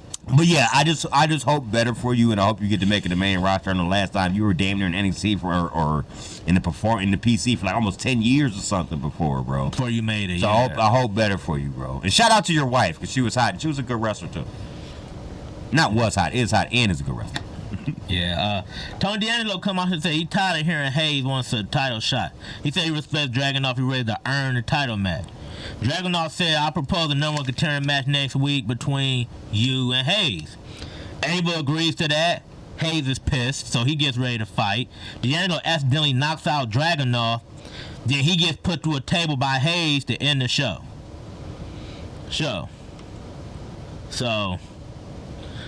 and this all just them biding time for when Trick Williams comes back and gets his get back.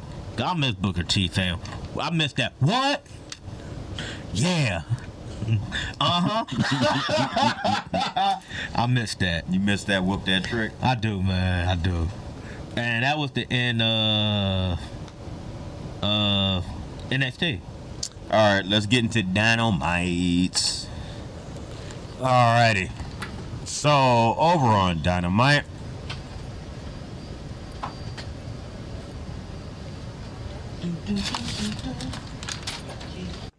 Yes. Over on Dynamite, the show started off with Hangman Adam Page coming down to the ring on some crutches. Not putting any weight on his one leg. We saw the week before, around the end of the tag match, he sustained like a sprained ankle. Was trying to wear the camera away from putting him on camera, showing him writhing in pain from the injury. So he comes down to the ring in crutches. looking rather disappointed and basically saying that he's not going to be able to be involved in the world title match at Revolution. Cue Swerve Strickland to come shit on his pain, obviously.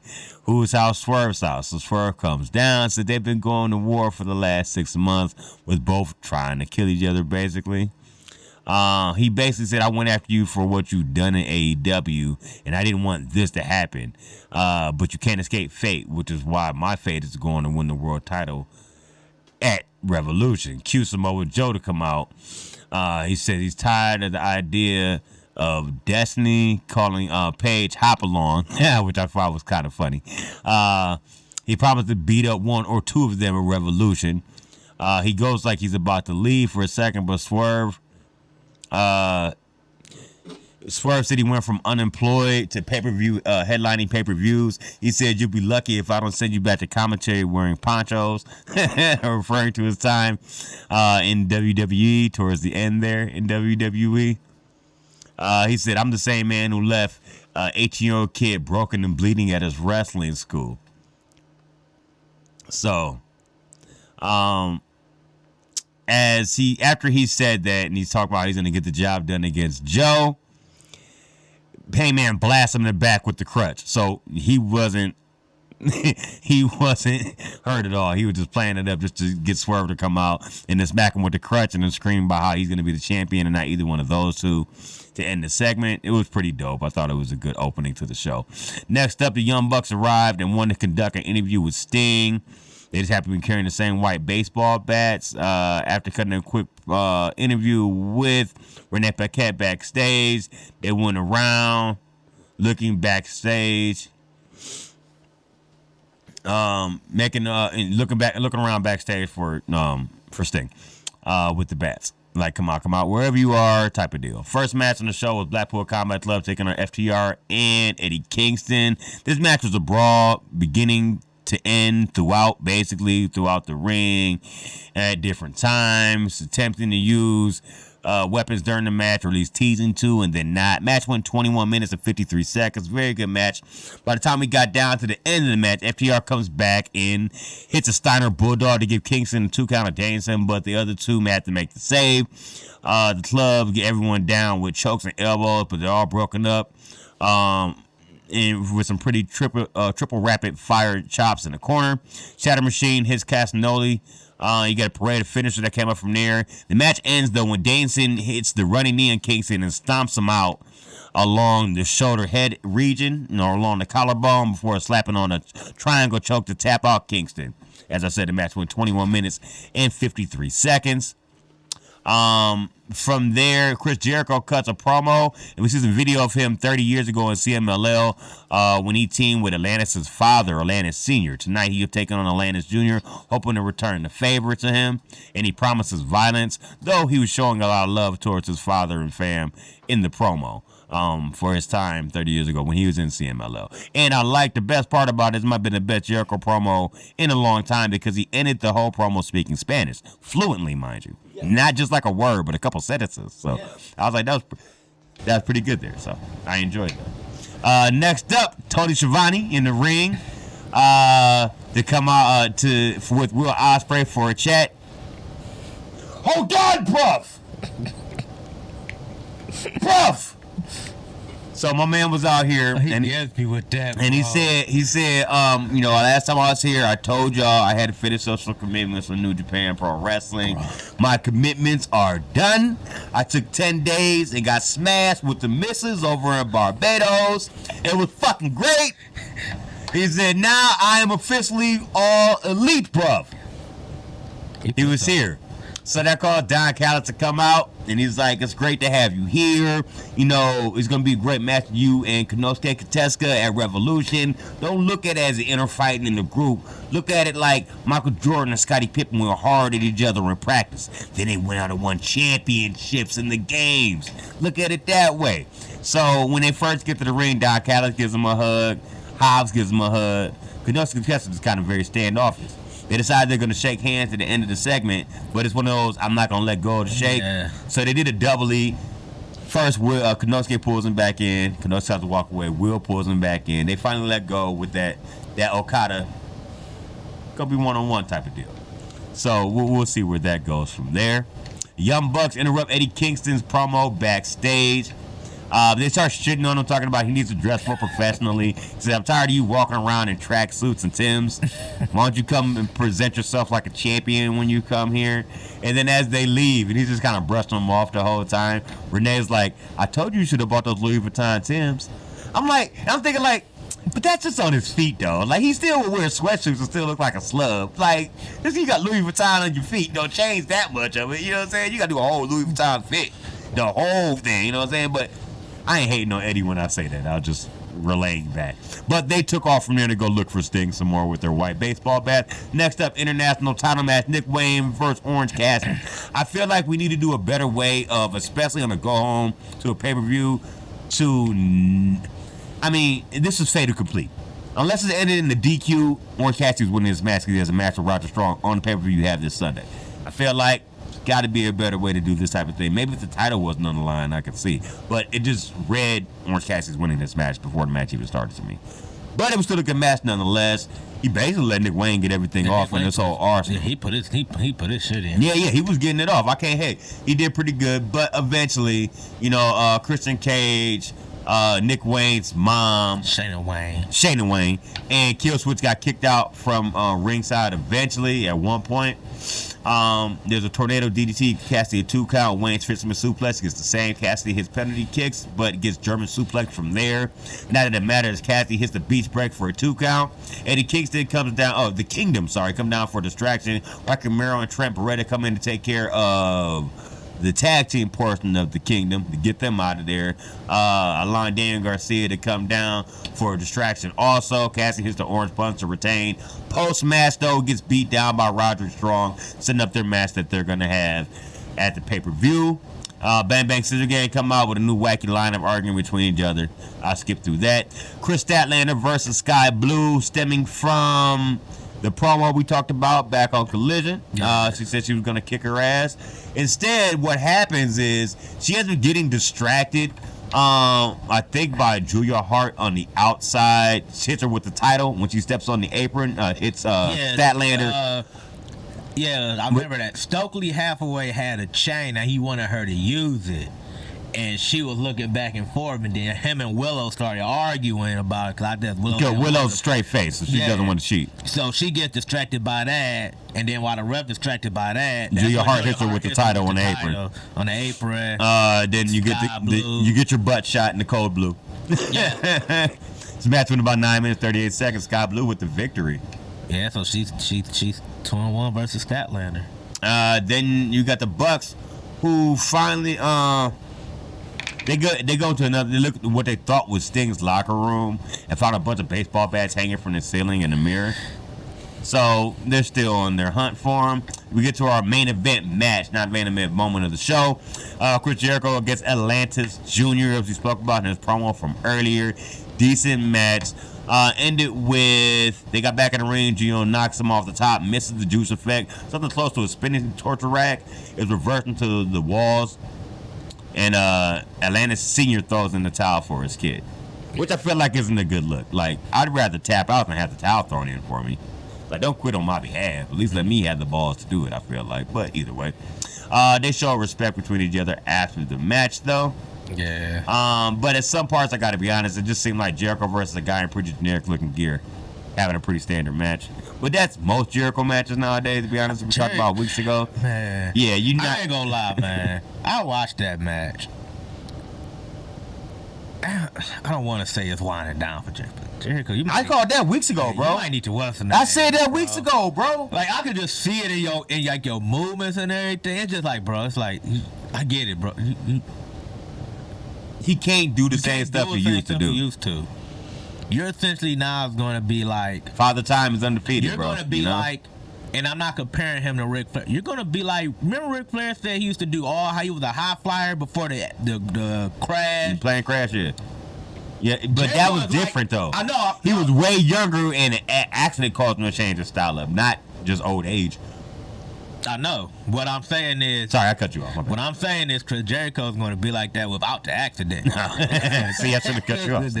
Because it's like, bro, I said, like, no, bro. Like, don't even, like, you can't even get up to the rope like you used to. He did have this one nice spot where he had, like, that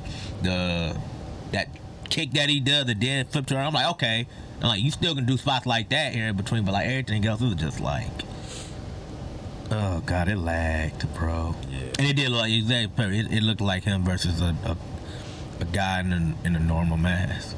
It's like, to me, it was like, since I was good friends with your father, I'm going to put your son on TV, and, you know, and that's basically what it seemed But the like. father put him over, so I thought Jericho would have put the guy over at least.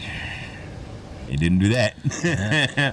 Next up, to end the show, the Young Bucks still looking for Sting. They found a bunch of guys in Sting masks, one of whom happens to be Darby Allin. That got me. The fight is on. Numbers game, get Darby Allin eventually. Back in the ring, the baseball bats have Darby Allin in trouble until Ric Flair comes out with a giant smile. Now, remember, he teased the turn last week because he felt like he had been involved enough for Sting in this. He comes down, and all of a sudden, they hand him a bat. He takes the bat and takes out the Bucks, only to end up getting low blowed himself eventually. What the hell with them punches, bro? I mean, I'm like, come on, man. Like, From him or to him? from him. You Bro. see the punch he was throwing? Bro, he's almost 80, bro. He shouldn't be out there doing this shit anyway. But God, you could at least like made it better than that. I ain't gonna say it probably was Flair's fault. Made it. I'm like, no. I'm like, no. That's a bad. Listen. At least you know Don't put that on. it's TV. all over tomorrow. You won't see any more of this shit on next Wednesday. It's all over tomorrow. Just ride it out for that long. It's almost done. The beating stays until Sting makes a save by rappelling from the ceiling like he used to in his old WCW days. Did you know that they asked Martha Hart if that was okay for them to do to make sure? I respect that too. I respect the fuck out of that. By rappelling from the ceiling one last time. Darby Allin's back up with the coffin drop and the scorpion death drop. Lays out Nick to end the show. So, it was great to see him in one more awesome flashback rappelling from the ceiling. We'll see what happens this Sunday. I expect him probably not to go out on top. And that just made me even more douchey. The Young Buck. I watched the entrance video. But now they talk about Matthew and Nicholas. They had like a plane. Like they walked. I'm like, oh my god. That's the end of Dynamite, by the way. Y'all Go do ahead. shit up. Y'all do shit up, bro. And I ain't mad at y'all for douching it up the way y'all do. Like. Oh man! I like how they got at Eddie and called him a slub. He said, "You walk around here in sweatshirts and tips." It's like you gonna bang on him. You banged on him. You banged on him. But wait, you also walk around in every color J's and forces imaginable. You want to talk about him not dressing? EVPs now. Now it's different. They're EVPs. Okay. They are Matthew and Nicholas. Nicholas is just a. Oh my god, bro. It's different now. All right. All right. Go to SmackDown. This SmackDown. This was funny. So, let's start off with the bloodline. Roman asked the fans to acknowledge him. He said it used to be louder. He's like, Glendale, Arizona. He's like, we're going to do this again. Acknowledge me. We're going to do this one more time. And he said, acknowledge me. No, yeah, Glenn. And then he was like, he's like, we're going to do this one more time. If y'all don't do it right this time, he like, my commitment for this day is done. Done. He gets the third acknowledge me. A little bit louder. It wasn't as loud, but he like, okay, we about to go. Then Paul Heyman's like, no, you can't. Like, what you mean? Can't? Like, him, we waiting on him. He's on his way now. We all know you're talking about The Rock, by the way. Anyway, it basically was today. So we take a break. Rock comes back with that shirt. That shirt he had on was raw. I don't know.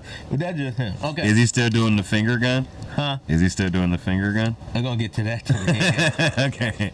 Now, I don't want to go into this promo, but I feel like I got to because it was so funny. So it starts off with, and The Rock was like, we are 10 miles away from Phoenix. And it makes sense for all y'all to be here in Phoenix. He's like, because this is a fact. And this is a true fact. I looked this up. He was like, Phoenix is the #1 city for meth and cocaine heads. So it fits that y'all are here. He said, finally. Yes, his word. Like, damn. Like, dang. Why I hate that. This is why I hate the blackout, because he kept cutting off in between when the man was talking. He was like, finally, your life has meaning because all you crackers had a reason to live.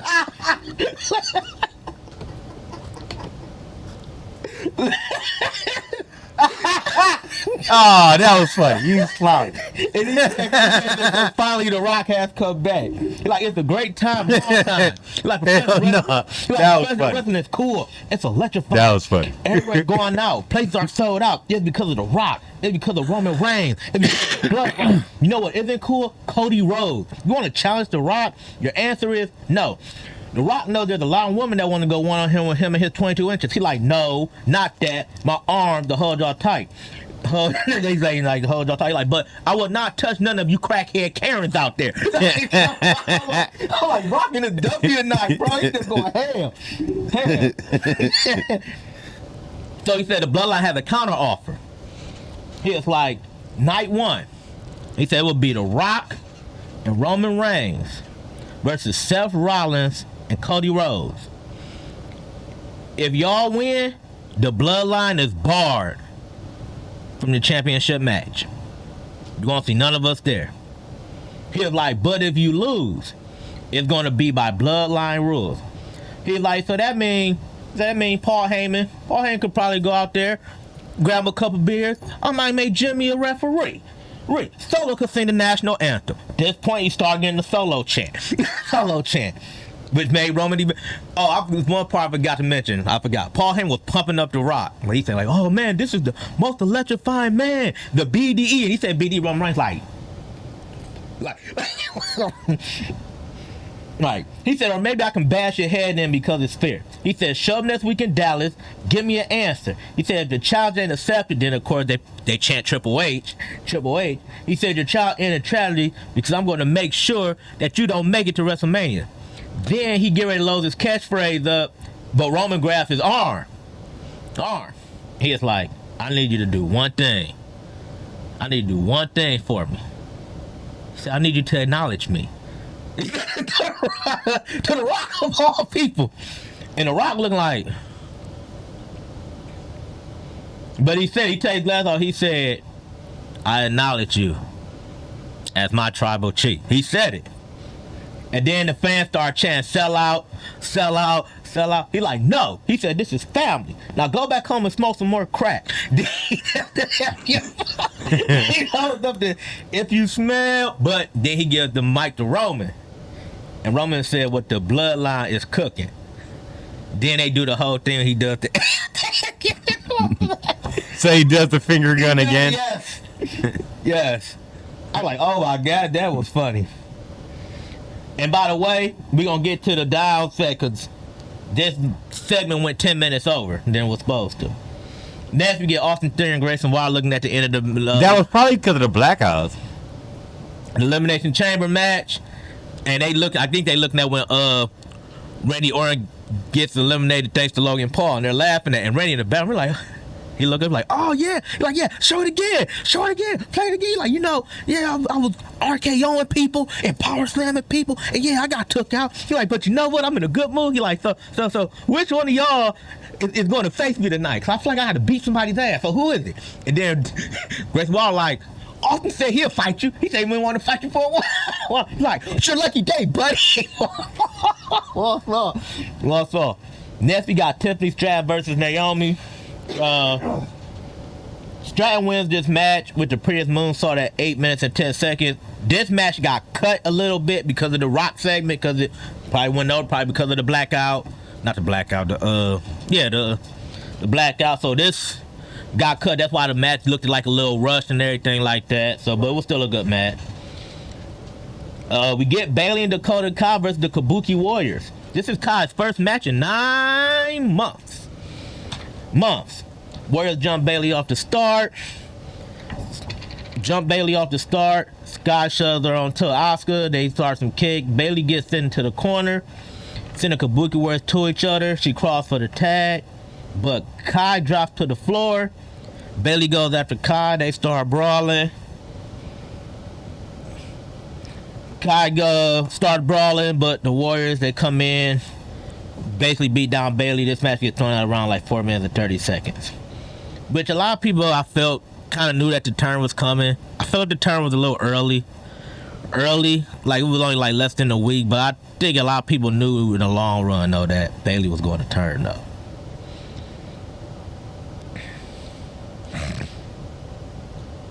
Next, post-match, they get the beat down. They show beat down again. Damage controller's in the back. They run to Jay Cargill, who basically just looked at them. Nothing happened, and Nick told Jay, like, come to the office. You ready? We gotta. Ready for the game again? Yeah, I was talking about the whole thing, like Bailey. No, I got it. Yeah. All right, you good. So this was Braun Breaker versus Zion Quinn. You all remember Zion Quinn, right? NXT guy, you know? 1 minute and 9 seconds. This is literally what happened. Bell rung, Braun yelled, Braun hit a spear. 6 seconds. Damn. Yeah. I hope he got paid well for that job. Yeah. 6 seconds. That's literally what I'm like. Y'all do that design. I'm like, I remember we used to be a beast to NXT. Dang, bro, you get squashed in 6 seconds now, bro. Dang, you fell off, bro.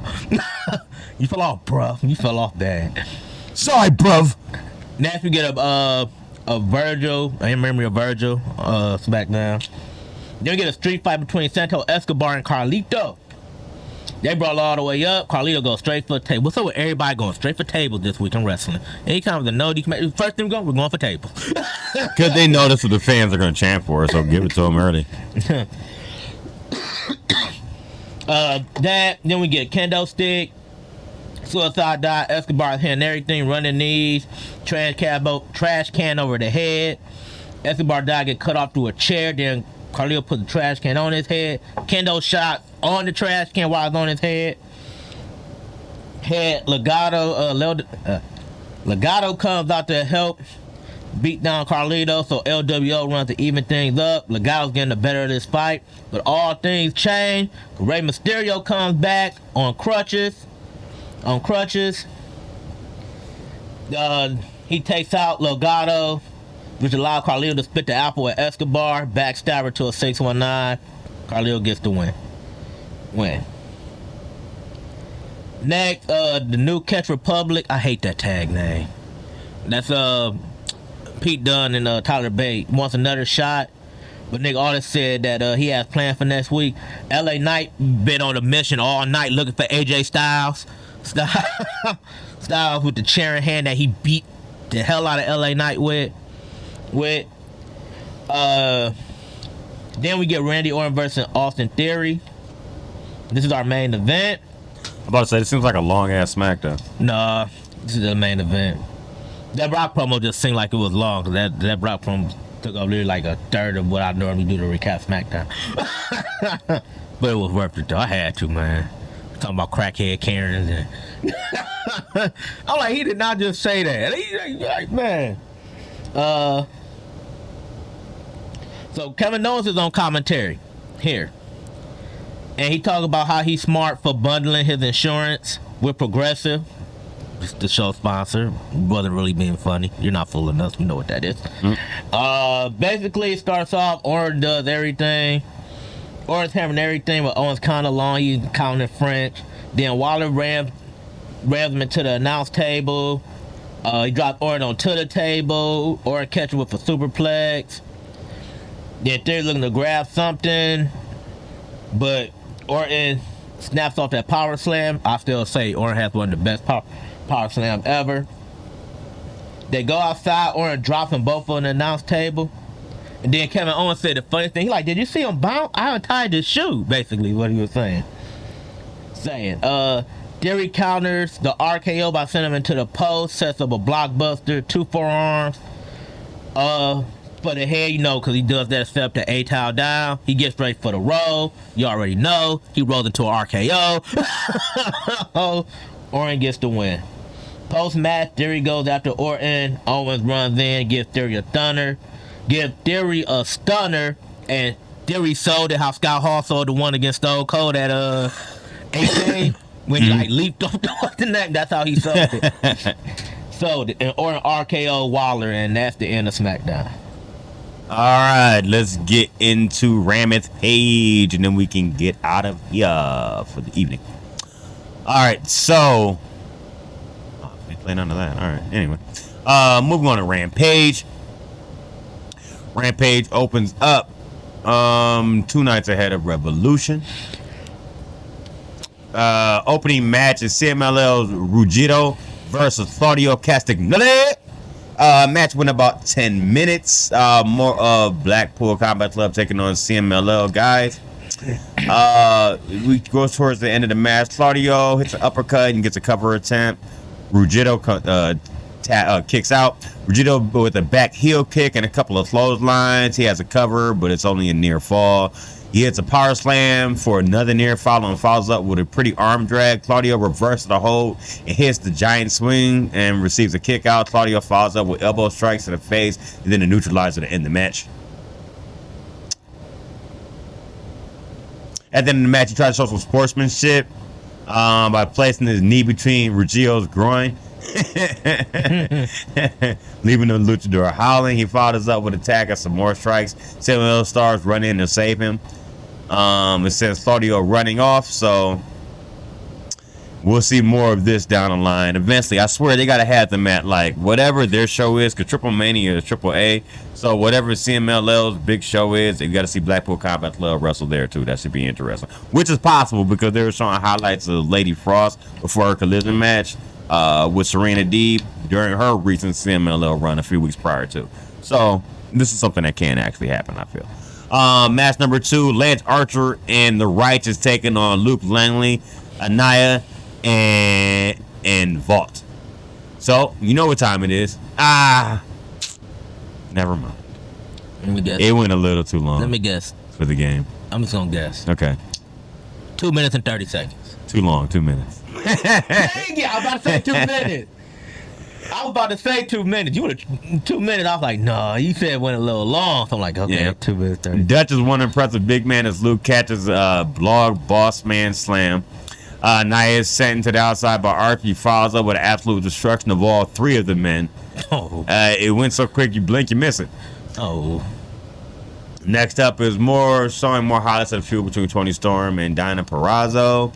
Riho, hasn't seen her in a while. Hey! Riho taking on Trish Adora. I like a lot of the women. I like to say, my thing, I'm a big fan of Sheeta. That's my number one when it comes to AEW. Like, when I first started watching AEW, I gravitated towards her. Her, Statlander. Riho is 3, bro. It's something about her. She just looked like she shouldn't be wrestling at all, bro. She's so damn skinny. Like, I get it. Yeah, like she like one of them. Like she should be on a Feed the Children commercial or something. Not knocking that when I say that, but I'm saying like you look at her like ain't no way. Like she had one ass because she was carrying down a pipe that was damn near bigger than her. But yeah, I every time I can see Riho wrestle though, it's a good thing though. Alrighty, so Riho versus Trish Adora, pretty good match. Towards the end, Riho tries to go for a Northern Light suplex pin with the bridge. Another near fall. She tries a running attack, but is caught with a big pump kick to the face. Trish Adora misses a senton as Riho hits a crucifix pin for a near fall. Riho follows up with the running knee strike for the victory. This match goes about 8 minutes, but it was a very damn good match for the ladies. So nice showing for them. And as you were saying, people miss Riho. We should see her more often. Next up, backstage, we get we see what happens when Ruby Soho and Angelo Parker go out on their date recently. All of a sudden, Saraya appears. Ruby wants to know what the hell's her problem when all of a sudden her brother Zach, Saraya's brother Zach, attacks Angelo Parker from behind with a foreign object via Tanya Harding. Oh no! On Nancy Kerrigan type shit. Lord. You know what I'm saying? He Tanya Hardy her. Yep. So Tanya Hardy him. Yep. Saraya is going to help him, of course, checking on him. And Saraya looks down at her and says, "You need me, bitch!" And she walks off. You need, really? I guess. I get the pun. But Last match, the main event qualifying match, All-Star Scramble at AEW Revolution. This All-Star Scramble is what is replacing the Meat Madness match. So I'm assuming this could be the opening match or maybe pre-show, something like that. CMLL's Magnus taking on Matt Sydal. You said who? Magnus. No, versus who? Matt Sydal. Matt Sydal not winning this match. So do you want me to even continue? Did he win? No. Oh, of course. You guessed the outcome, that's why I asked you. You want me to continue? Oh, I thought you just playing with me. I thought you were joking. No, I told you. I said it's sad, but if we see our man CD or Matt Sydal, it is a win for the other team. Oh, God. Did he put up an effort? Did he go more than Yeah. Did he go more than 8 minutes? Yes. Okay. It went 10. Okay. That's cool. That's cool. It went 10 minutes, but no. He did not win. Dang. He did not win. Dang. Let me tell you about the end of the match, though, because it was pretty interesting. So, get down towards the end of the match. Matt Sydal with a kick to the back of the head as he tries climbing the top rope. Magnus stops him and tries for an avalanche slam, but falls off as Matt Sydal hits him with a meteor from the top. Magnus has a significant leg drop from the top rope, but Sydal derails him. Somehow, Magnus escapes from a hurricane attempt, and Sydal dangerously falls on his ankles. Like, it was just really weird how he fell off. It's pretty scary because after that, he hit him with a double knees to the face for a victory. So basically like the meteor, but just worse, I guess. So you fall and mess your own ankles up, and then catch 2 knees to the face. Yep, that's messed up. That ends the show. That's messed Magnus up. and CMLL win. So I guess it was not against BCC they can get the victory. Dang. Come on, Matt Sydal. I don't know. So we'll see what happens. Matt from there. Sydal, bro. But that was the end of Rampage for the week. And that's also the end of our show for this week, honestly, too. So Yeah, Revolution is tomorrow. yep, that should be a good show. Can't wait to get into that. So for one half of your host here, I am Rob. I'm Clint. And this has been Hot Tag Wrestle Corner. Mr. Simmons, send us home, please.